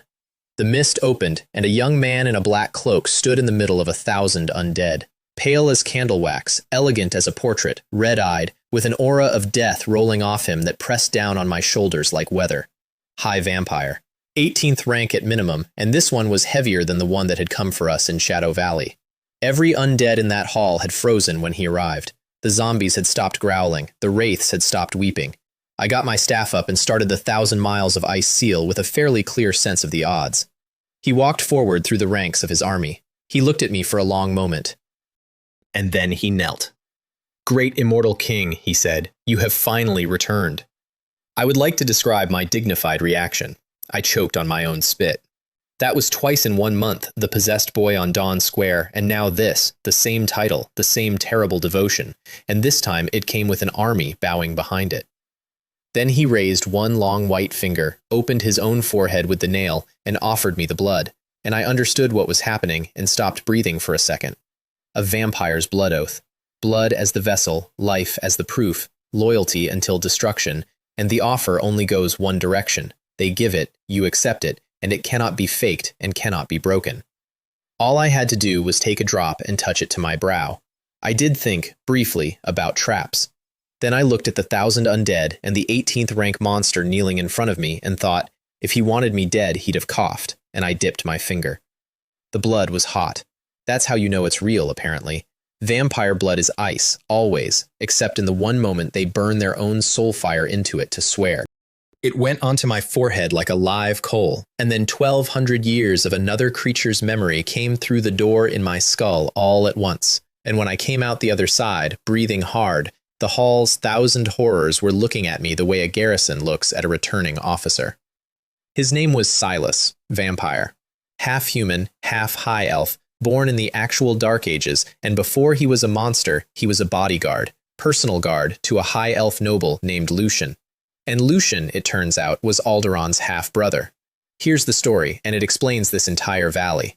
When the human armies broke the High Elves and Alderaan's empire went into its last winter, Lucian lost his lands on the Light-Wind Plains and came running to his mad half-brother for shelter. Alderaan, in his final years, deep in his tomb-building madness, gave him a stretch of ground and pulled his legion out of it, and that ground was this valley. Lucian built a mage tower here. Then he dug, with thousands of slaves, an underground palace under it. And down here, in secret, because his own people burned necromancers as heretics, he spent 10 years studying the raising of the dead. When the end came, Lucian made himself a lich, buried his soul brand in a phylactery, bought eternity, and moved everything he owned into the palace. And on the day the last stone was laid, he killed every slave who'd built it and raised them as his household. Silas, vampire, for his loyalty, got upgraded from bodyguard to right hand and from man to high vampire. And then Lucian died on his very first day of eternal life. He found something down here that his slaves had dug up without understanding it.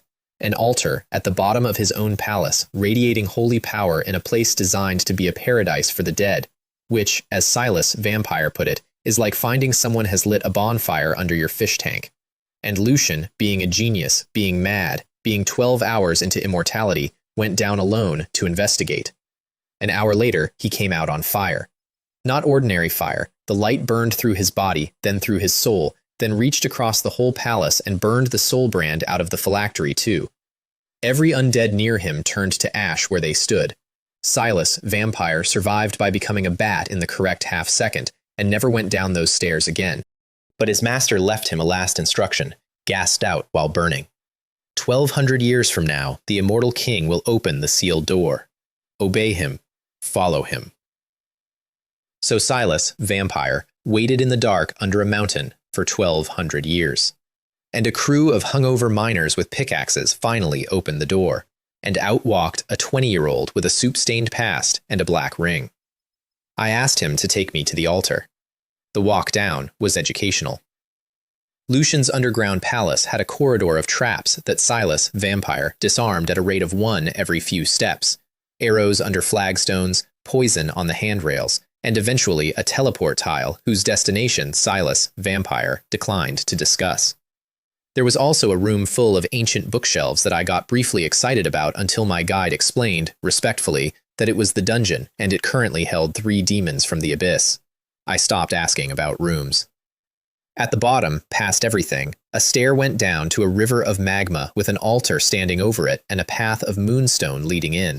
Silas, vampire, stopped at the doorway and physically could not follow, shrinking from that light like a man from a furnace, and I told him to rest, and I said something that confused him very much. I told him I thought I was about to meet an old friend, because I'd been feeling it since the stone door. A blood oath sort of feeling, but older. The kind of recognition that's branded on a soul instead of written in a memory. And the closer I got, the louder it sang, And when I stepped onto that moonstone path, a voice said, inside my head, from a place far under thinking, "Long time no see." "Long time no see," I said, and I put my hand on the altar. I don't have good words for the next second. There was a sound like the world's largest door closing, or there was no sound at all. There were colors that don't have names, and a moment that lasted a heartbeat and also 10,000 years. When I opened my eyes, the magma had stopped flowing, the altar had gone dark and dead, all its power drained out of it, and there was a crossbow bolt lying in my palm, shining like the first minute of sunrise, one of the 7 meteorite fragments. In my old world, in the endless world, the legend went that the gods forged 7 bolts from the 7 elements: earth, water, fire, wind, light, darkness, and chaos, and strung the river of stars as a bowstring and the crescent moon as a bow. That made the wrath of the stars, and one shot from it could break a star in the sky. I used to carry that weapon. It was mine. And here was one of its 7 bolts, the light one, called Holy Light, sitting on an altar under a valley in a world I fell into, waiting 1,200 years for me to walk down a staircase. Poor Lucian. He built his eternity directly on top of a piece of a god-killing weapon, and then went down to investigate it personally on his first day as a corpse. That's not tragedy, that's an industrial accident. I walked back up holding a light that made an 18th rank vampire flinch away from his own master, and Silas, vampire, asked, in a voice that had lost some of its calm, whether I was all right, and I said, "Never better." Then I put my new god bolt away, and looked at approximately 6 million gold coins in mountains, and had a practical thought. "Silas, vampire," I said, "can your people go outside?" "As long as the sun doesn't touch them, master." "Excellent," I said. "Small errand." Which is how, that evening, the 17 factions of Garlos found the entire contents of a Dark Age treasury stacked neatly at the mouth of the mine, with nobody having carried it, after Mage Kale had thoughtfully sent all the human workers home to rest. Varth honored the split he'd promised, 80 to us, 20 to them, millions of gold coins counted out under torchlight, and 16 faction leaders went from delight to a strange quiet as they handled their share, because every coin in those stacks carried a cold reek of death, and the outer ones had greenish grave fluid dried on them. They looked at the coins. They looked at the young man who'd sent all the witnesses away. They looked at each other. And every leader in Garlos went home that night, having independently arrived at the conclusion I wanted, which was that the Emerald Spire's quiet young apothecary has friends in the ground and can call them up, and that provoking his guild is a hobby for people who are tired of existing. Was that manipulative? Enormously. I was about to leave the city for a year, maybe more, and I needed my people to be safe while I was gone. And fear is the only wall you can build in one evening. I had 4 days left in Garlos, and I spent them on 2 things: mystic potions, batch after batch, until the workshop bench looked like a glassblower's nightmare, and a conversation I'd been putting off. Half the potions I left for the Emerald Spire. The other half I left as a business, because Varth asked me who among the 16 factions should get the distribution rights, and I told him the honest answer, which is whichever one pays the most, and not permanently either. Auction the partnership. 1 year of exclusive rights, and when the year ends, everybody comes back and bids again. Varth stared at me with his mouth open and said, "Damn it, that's low. That's so low," and then hugged the idea like a lost child. 20% to the partner, 80% to us, banked to my crystal card at the Shining Gold Bank, because a man founding a guild in the Northern Wilds needs at least 5 million gold on hand before he can even start pretending to be a president. And the conversation. I sat the old man down and told him about elemental essence, and that I'd already secured the hardest ingredient from old Alaric, and that I was going to find the rest. 10 days, I said, maybe a month, your mana comes back. In the meantime, restrain your temper, don't go picking fights. You are not currently a war asset. I know, damn it, when did you get so long-winded, he said, and looked out the window for a while. Note what I didn't do there. I didn't promise. Not out loud, not the way you promise a dying man in a cell that you'll find his daughter. I've learned what a promise costs, and I've learned to pay them, and this one I intend to pay too. But some things you carry quietly until they're done, and Varth didn't need a speech from me. He needed the recipe to exist. It exists. It's written out in my own hand, and 2 of its 3 impossible ingredients are already sitting in my ring. Corvin arrived the next morning with 10 black-robed mages and a carriage train. The Supreme Council does not send an arbiter to fetch you unless the fetching is the point. And Corvin was in a fine mood because he'd hosted the trial that discovered the most talented young mage in the kingdom, and he intended to dine out on that for the next 30 years. He also brought the council's gift and the council's leash in the same package, which is standard. The gift was a new magic guild on the Lightwind Plains, funded, chartered, mine. The leash came in 2 parts. Part 1, an archmage would be assigned to come north and assist me in managing the guild. Assist being a word doing a great deal of heavy lifting. Part 2 was named Kalin, scribe, the council's most respected inscription master, sent to lay the magic patterns of my tower, who took one look at me and decided I was a stain on the profession. He addressed me as, "Hey you," for the first 3 days. He asked, publicly, whether a mage who spends his time buying rare metals had something wrong with his head. When Corvin introduced us and mentioned I could tell Master Kalin my requirements for the tower's patterns, Kalin sneered at the burned emerald spire behind us and announced that no matter how incompetent he might be, he would never lay trash patterns that a single fire could bring down. I smiled and said the arrangements were entirely in his capable hands. Then I filed him. You know where. The ledger has a section now. And then I said goodbye to Garlos, and I'm not going to be clever about this part. Ronan at the guild door, trying to be professional, failing. The apprentices who'd held that doorway against 30 armed men lined up in the hall, all of them standing much straighter than they had a month ago. Varth, who cursed me steadily for 5 minutes about my posture, my manners, and my failure to find a wife, and then ran out of curses at exactly the wrong moment and had to look at the ceiling for a while. I got in the carriage. The wheels turned north. The Lightwind Plains are the wild half of this kingdom. Rich, unruly, crawling with factions, wedged against the Dwarf Kingdom's border, and famous for 2 things, resources and the fact that nobody has ever successfully governed it. There was no magic guild in the whole territory, which was the hole the council wanted plugged, and there was a reason for the hole, and I'd find out the reason eventually. Corvin spent the road briefing me and pointing out scenery. He also let slip that the man everyone in this region is quietly terrified of lives in a small town on these plains and grows vegetables. 50 years ago, some soldiers on the march stepped on his dog. He asked the border commander for justice. The commander was the king's own arrogant uncle, and by morning, there was a summoned demon on the Lightwind Plains and thousands of dead soldiers. The crown sent 500 Griffin Knights and got back under 100. Adventurer guilds posted the largest bounty in history, and every single hunter who accepted it is marked deceased in the archives. So the kingdom made peace with the arrangement, and the Grey Warlock still lives in that town, and neighbors think he's a rich recluse who dislikes conversation. I sat with that. Lorcan's teacher, the man whose finishing spell I'd taken in the face on Dawn Square, whose disciple I'd killed in front of 10,000 witnesses, gardening 2 days' ride from my new home. Then we arrived, and Corvin asked where I wanted to build, and I picked the worst site on the plains, Wuyun Town, a backwater of maybe 1,000 households near a city called Dorand. No walls, no strategic value, no anything, 1 blacksmith, and a church square. Corvin argued. Kalin, scribe, laughed openly.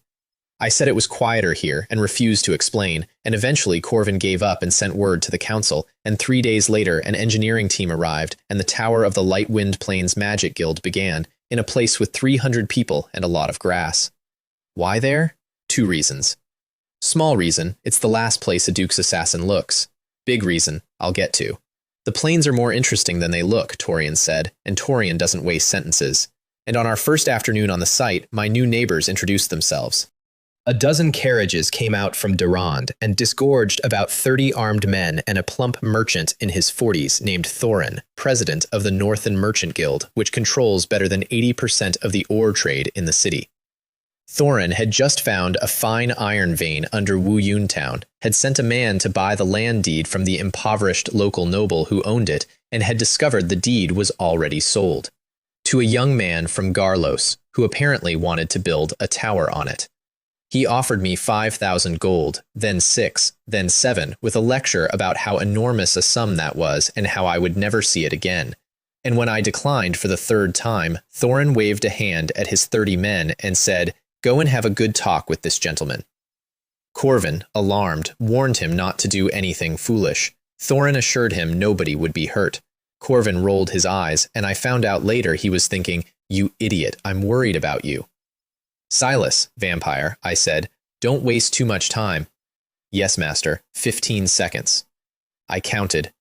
My high vampire went through Thorin's 30 veterans like a scythe through a wheat field, and I stopped him at the halfway mark, and the survivors stood frozen in a field of their own colleagues while a fat merchant discovered a new emotion. The last thing Silas, vampire, did before stopping was put a bone spur through the chest of the 11th rank mage who'd been Thorin's pride and shield, the man whose presence saved the Northern Merchant Guild $500,000 a year in protection they never had to buy. Now, Boss Thorin, I said, I think we can talk. He nodded so fast I worried about his neck. Here's the thing though, I didn't want his guild, and I didn't want his land, and I told him so, and I watched him not believe me for a full 10 seconds. What I wanted was a supplier. I handed him a list of 30 rare magic metals and told him to keep his eyes open and bring me whatever he could find, and I would buy it all at market price. Market price, he repeated, in the voice of a man who has been holding his breath for the number and got handed a flower. So that's how the Northern Merchant Guild became my quartermaster, and how a small, backward town got, quietly, the most dangerous forge on the plains. And it went both ways, because a month later I gave Thorin 4 magic weapons to sell on consignment, and the ore exchange of Dorand had a religious experience. The first one moved in an afternoon, a rune fine gold longsword to Jason, the city's most famous 15th rank adventurer, who emptied his savings for it without blinking and walked out with the face of a man who has robbed someone. The other 3 went inside a day, and every one closed above ask. The worst of them, a dream iron dagger listed at 50,000, went past 300,000 because 2 high-rank thieves decided they both needed it more than they needed dignity. After that, Thorin's exchange filled up daily with people above the 15th rank offering him favors, business, personal protection, anything, for a chance at more, and the man walked around Dorand for a week in a happy daze. He was smart enough to know why. Somewhere out in a nothing town, he had a supplier who could turn scrap into fortunes, and his entire future consisted of not annoying that supplier. Which is why he came running to my cottage one morning with his face purple and his breath gone, to tell me a dwarf had turned up at the exchange selling a full cartload of ice crystal black iron. I stood up so fast I knocked the chair over. Ice crystal black iron only exists under polar permafrost, and a fist-sized lump is a family heirloom. Weapons forged from it cut through dragon scale and carry a corrosion that doesn't wash off. But the real use, the one I wanted, is bolts. Back in the Endless World, the walls of Bright Moon City mounted 50 defensive ballistae loaded with ice crystal black iron, and the saying was that a full volley could bring down an avatar of a god. And my brand new guild was being built in the middle of a flat plain, wide open on all sides, exactly like a certain tower I'd watched burn. 10 ballistae. That's what a cartload buys. That's a wall you can build in a week. The asking price was 1,000,000 gold, which was fine. I had it. I rode into Dorand grinning like a man about to close the deal of his life, and then I met Brolin. Brolin is a dwarf, and it turns out I had never actually dealt with dwarves before, and I would like to formally apologize to every person who ever told me they were stubborn because you undersold it. His full name takes over a minute to pronounce, since dwarves write their family history into their children's names, and his great-grandfather fought the High Elven legions, so I called him Brolin, which in Dwarvish means furnace. His accent could strip paint, and his terms had one immovable point. He would not take money. Not 1,000,000, not 2. He wanted the cart's value in grain, because his father had told him humans are all cheats, and only grain is honest. I spent most of an afternoon on that dwarf. I explained that 1,000,000 gold in grain would stand higher than the walls of Dorand and would need 100 wagons. I explained that a foreigner assembling that much grain on a border province would be arrested for arming an enemy before he got 10 miles. I offered installments, delivered to his home kingdom over 6 months. I offered interest. I begged, briefly, in a dignified way. "No, no," he said. "My pop said." "Your pop said what?" I asked. "Humans are cheats," he said, and looked at me with the innocent satisfaction of a man reading from a very short book. In the end, I bought a week. 50,000 gold as a deposit, forfeit if I failed to return with the grain, and Brolin agreed to that instantly and with enthusiasm, which is when I discovered that dwarves fully understand the concept of a breach of contract fee, and I walked out into the street wondering who exactly had described these people as honest. So that was my situation. 1 week to find 1,000,000 gold coins worth of grain on a continent where I knew nobody. Which is when the city of Dorand handed me a solution wrapped in an insult. We came back to the ore exchange that same morning and found a crowd outside it and a voice inside it screaming that if the boss didn't come out right now, the whole shady shop was getting burned down. Thorin went the color of old cheese. The screamer was Thane, son of Renwick, Lord of Dorand, and if you want to understand Dorand, understand that the city lord here is not like the polite figurehead back in Garlos who had to check with my guild before he sneezed. On these plains, Renwick is an emperor with a smaller hat. His son is round, loud, encased in silver chainmail that makes him look like a decorative lamp, and has never once been told no. He'd bought a scimitar from Thorin's weapon shop a few days back for a few 100,000 gold, sold as rainbow adamantine. Then he'd had it appraised, and the appraiser had declared it a fake, and now the fine merchandise of the Northern Merchant Guild was in pieces all over the floor, and Thorin was apologizing to a man who was kicking him. The appraiser was standing quietly to one side, and he was the actual problem. Kalen, president of the Durand Blacksmiths Guild, the most authoritative smith in the province, a man built like a black iron tower with battle chi coming off him at a level that made my skin prickle. Genuine high-rank warrior, genuine master smith. Everyone in that city took his word as final because for 30 years his word had been correct. And I knew, standing there, 3 things nobody else in the room knew. 1, that scimitar was mine.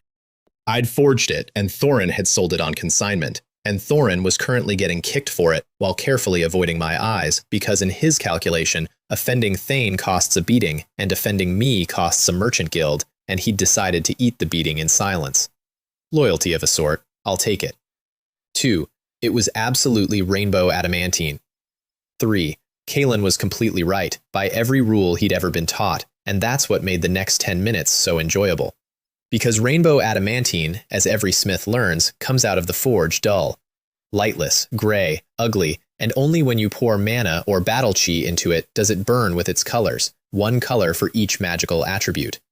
Kalen drew his own one-handed sword to demonstrate, a rusty-looking thing that flared into 7-color glory when he fed it chi, and the whole exchange went ooh. Weapons of rainbow adamantine are dull, he said. That is what they are. This shiny scimitar is a fake. The number of quenchings determines the number of attributes. 2 is competent, 5 is excellent.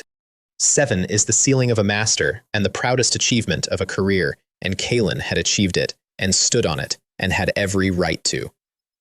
There is an 8th attribute. It exists above 7 the way a rumor exists above a fact.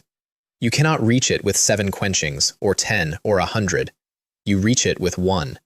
One single quenching, everything at once, and the metal comes out of it wrong, bright and clear and shining, which is the exact opposite of everything a master smith knows to be true. So I stepped out of the crowd and asked, politely, whether it was true that not every rainbow adamantine weapon comes out dull. Thane shoved me and told me to get lost, and explained that killing a mage like me would be as easy as crushing an ant. And then he learned about Silas, vampire, who arrived between us without visibly having crossed the intervening space, red eyes and grave cold in the middle of a summer morning. Thane's mouth kept working with nothing coming out of it. I apologized for my follower's temper. Then I mentioned that my follower had been correct about one thing, and young Master Thane should watch his hands, because I couldn't guarantee they'd stay attached much longer. He came at me with the scimitar. Kalen blocked it with his own blade, one motion, without looking at Thane, and while he did it, his eyes never left Silas, vampire. I watched the most authoritative smith in Dorand quietly work out that the pale young man in the black cloak was somewhere past the 17th rank, and that the mage standing behind him could not be read at all, and I saw Kalen make a decision. He told Thane they were leaving. He told him twice. Thorin bought the scimitar back at double price, threw it in the wreckage of his own shop, and never looked at it again, because if Master Kalen says it's fake, then it's fake, and if Mage Kale gave him a fake, then the wise man does not mention it, ever, to anyone. I let him keep his theory. It was funnier, and the carriage carrying Kalen back to the Lord's mansion made it 3 streets before the middle-aged blacksmith sat bolt upright and shouted at the driver to stop. Thane, send someone to Thorin's exchange right now. We have to buy that scimitar back. The what? The scimitar. The rainbow adamantine scimitar. You said it was fake, Master Kalen. I was wrong, said the most authoritative smith on the Lightwind Plains, and he said it out loud, which is why I respect him. I never imagined that in this world there truly exists a forging grandmaster, the kind from the legends. 1 quenching, 8 attributes. 2 of those have been produced in this kingdom in 1300 years, and Thane, who is not clever, understood enough to go pale, because the family had just smashed up the shop of the only man in Durand who apparently knows one personally. Which is how, a few days later, Thorin came to my door blushing and stammering that young Master Thane had bought the scimitar back at full price and would very much like to purchase more, and also, if it wasn't too much trouble, to be introduced to the blacksmith who made it. I said we'd talk about it later. Not out of pride, purely commercial. The son of a city lord isn't a big enough fish to pay for my name, and my name is the most expensive thing I own. I forged him 3 more weapons instead, good ones. Master grade, not Grandmaster, because giving Thane anything better would be like giving a toddler a telescope, and he paid a fortune for them, and everybody went home happy. And then I went home to Wuyun town and found it empty, not evacuated, empty. Not one person on the street at the hour when every household in that town is out walking off dinner. The place had gone silent as a held breath, and Silas, vampire, lifted his head and said, "Master, there is the scent of blood," and pointed toward the church square. I came down into that square out of the sky and found nearly everyone in Wuyun town standing in it. 1,000 people, which in a town of 1,000 households means 1 from every home, queuing at a long table where a scar-faced thug with his boots up was tossing silver coins into a wooden box and abusing them by name for being slow about it. Protection fees. The Xia Ya bandit group, top 10 on the Lightwind Plains, over 1,000 core members, had been taxing this town for years, 50 silver a household, and had announced that prices were going up next month because expenses had risen. "If it weren't for us protecting you," the thug was shouting, "would your crops grow? Would your children grow up?"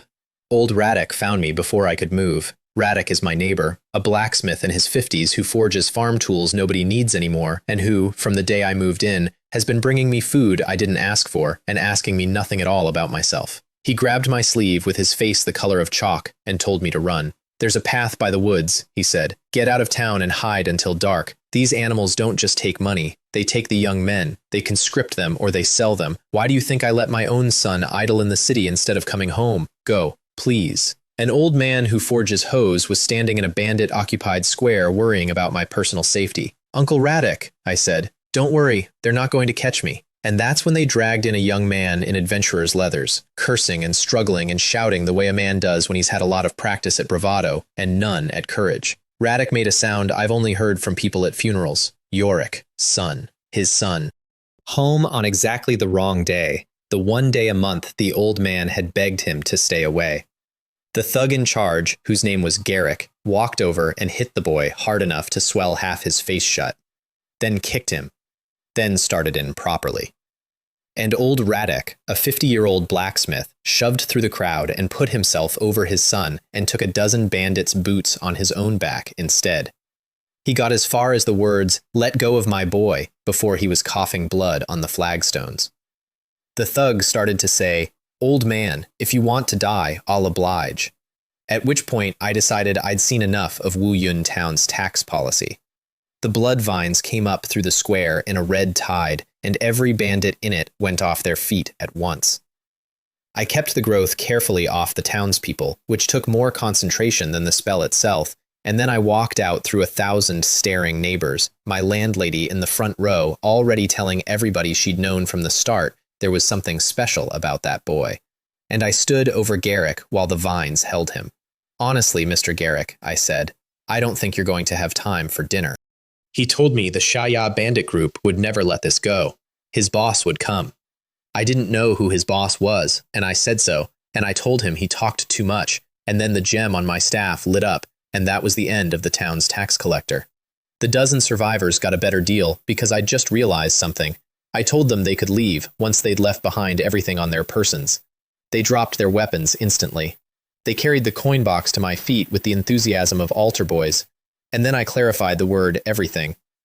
12 bandits of the fearsome Xia bandit group ran out of Wuyun town that evening wearing precisely nothing, and I am told that story is still the single most popular thing that has ever happened in that town, and that the version told today has 40 bandits in it, and me giving a speech.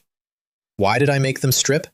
Because when they'd searched Jorik, son, one of them had pocketed a small key, and I'd seen it, and I wanted it, and it was faster than asking. And the reason I wanted it is that the moment that key came into view, a demon started screaming in my storage ring. Malachor. My talking hammer, my imprisoned soul merchant, who had been sulking in the dark of my ring for weeks, and who now would not shut up. Get the key, boy. That key is my neighbor's. Your neighbor's, I said, once we were alone in my cottage. My lovely neighbor, said the demon with enormous relish. Sarades, monarch of the 10th layer of the abyss. We fought every day for centuries, and he never once beat me.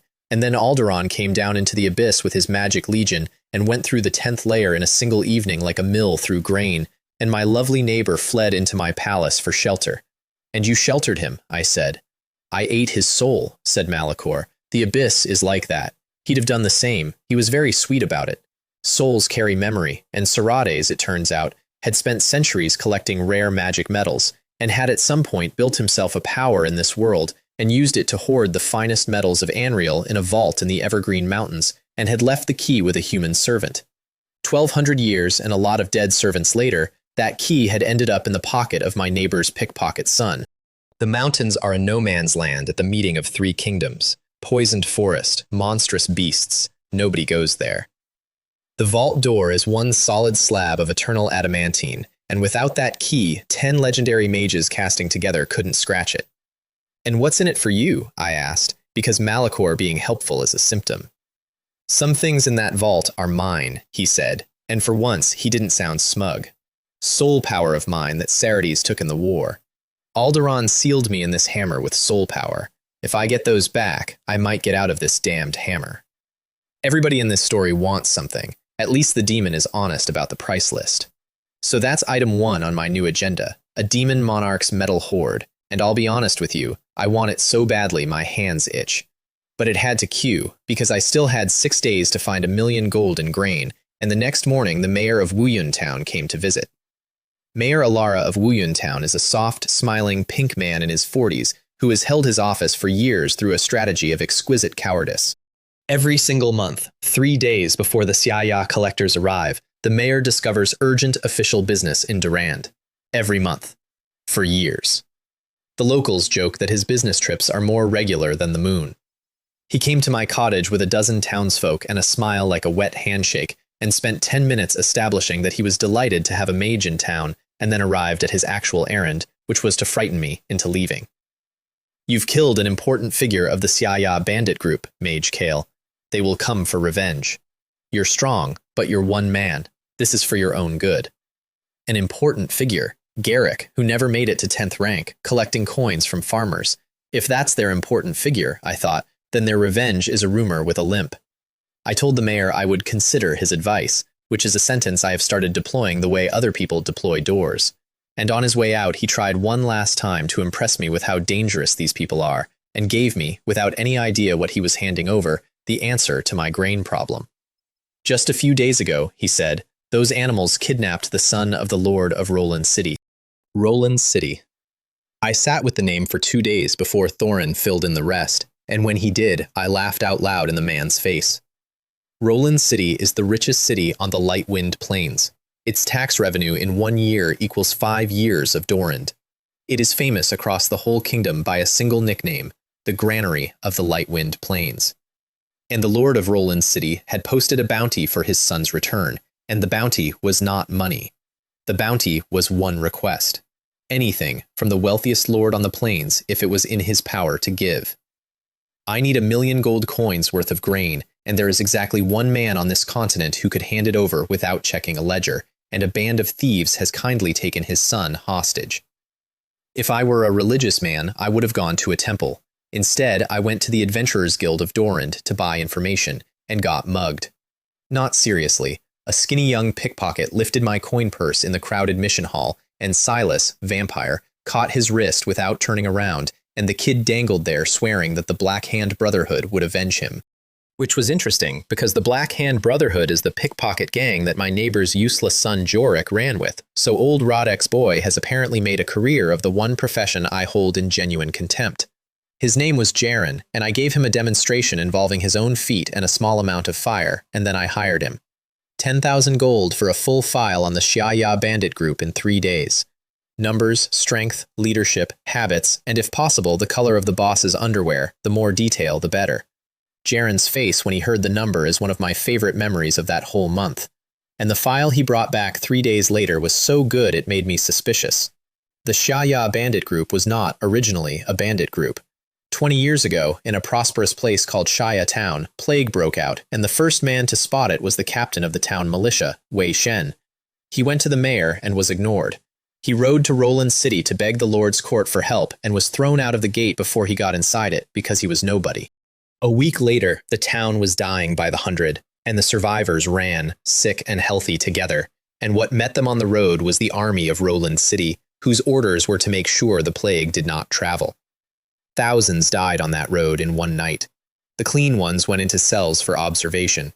Wei Shen and his militia, warned by their own captain, were among the few who got out. And that's the founding of the Shaya bandit group.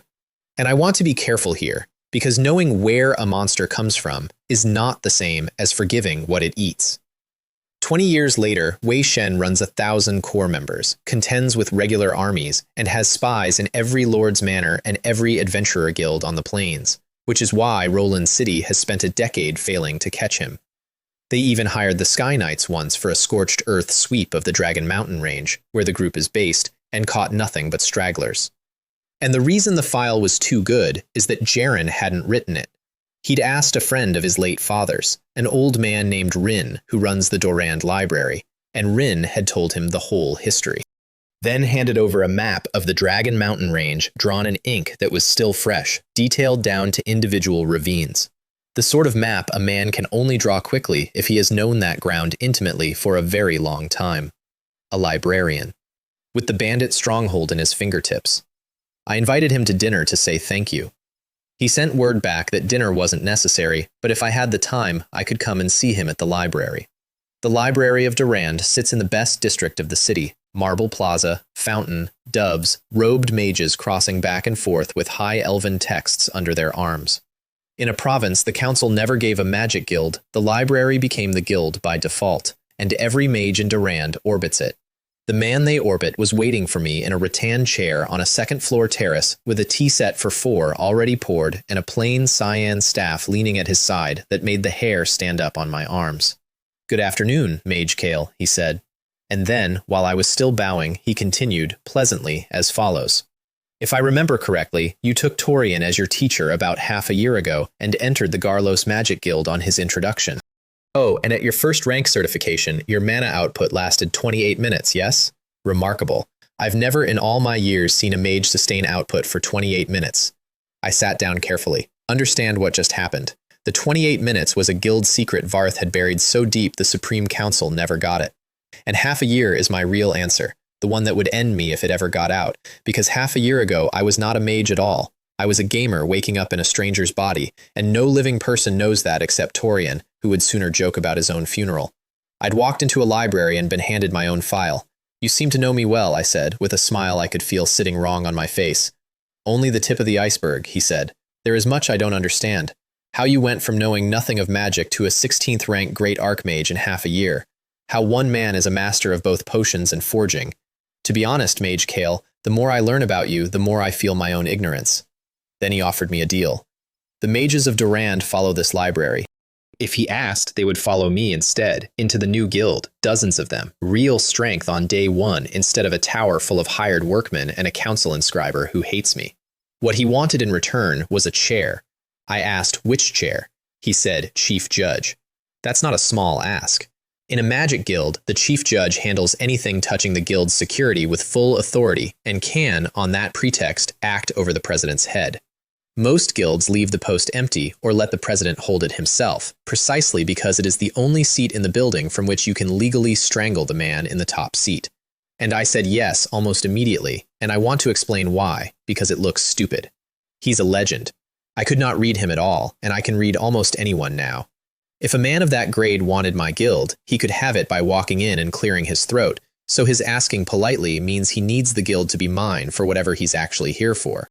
Second, an appointment that big has to be reported to the Supreme Council, with paperwork, witnesses, and formal announcement. And the moment old Rhine is the council-registered chief judge of a council-chartered guild, he isn't just dealing with a 20-year-old from the provinces. He's dealing with the dignity of the Supreme Council. And the council settles its dignity issues with legendary mages and no correspondence. Betray me, and they deal with you. Scheme against me, and they deal with you. The old man read all of that off my face and smiled into his tea, because of course the reason he'd asked for the largest chair instead of a comfortable one was to give me exactly that leverage, so I'd feel safe enough to say yes. We were both being extremely sincere at each other, and we both knew it, and honestly, it was the most comfortable negotiation I've had in this world. "Welcome to the guild, Mr. Rhine," I said. "I am honored," said the man who knows my deepest secret and won't say how. I asked why. He said he had his reasons, that they held no disadvantage for me, and that he could not tell me yet.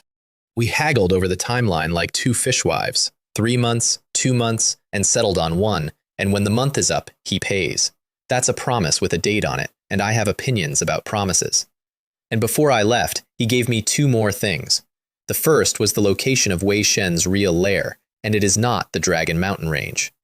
10 years of Roland City's campaigns, the Sky Knights burning that whole range, and never one core member caught, because they always slip out through a tunnel, and the tunnel comes up somewhere no living person voluntarily goes.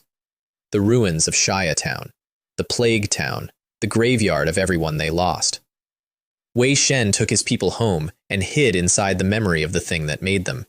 The second was a warning, delivered with the airiest possible carelessness. Be careful in Shia Town, President. I went there once, some years back. The magic fluctuations in that place are not like other places. What exactly is different, I never looked into.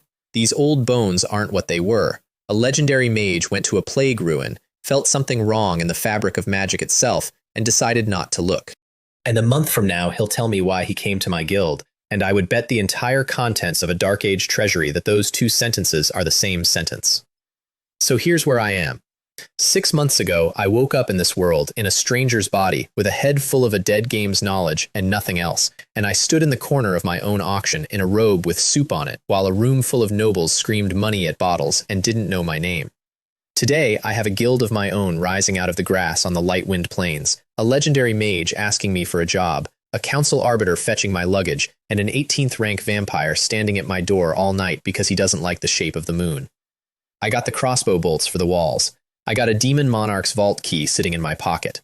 I have a lord's son to steal back out of a plague town, a granary to be paid in, and a fat old man in Garlos who still doesn't know that 2/3 of his cure are already in my pocket. And I have one problem I can't buy my way out of. Because in Shadow Valley, the dead stopped fighting to look at me. On Dawn Square, a possessed boy knelt in front of 10,000 witnesses and called me the great immortal king. Under a mountain, a vampire who waited 1,200 years for a prophecy opened his own forehead and swore to me on the strength of one dead madman's last instruction. When I broke into the 16th rank, someone else's spells and someone else's edited laws of magic came pouring into my head like an inheritance being read. And the last words of the greatest monster this world ever produced before his mind came apart were, "He will return soon." Everybody down in the dark already knows my name. They just don't think it's Kale. I'd very much like to be somewhere important before they finish arriving.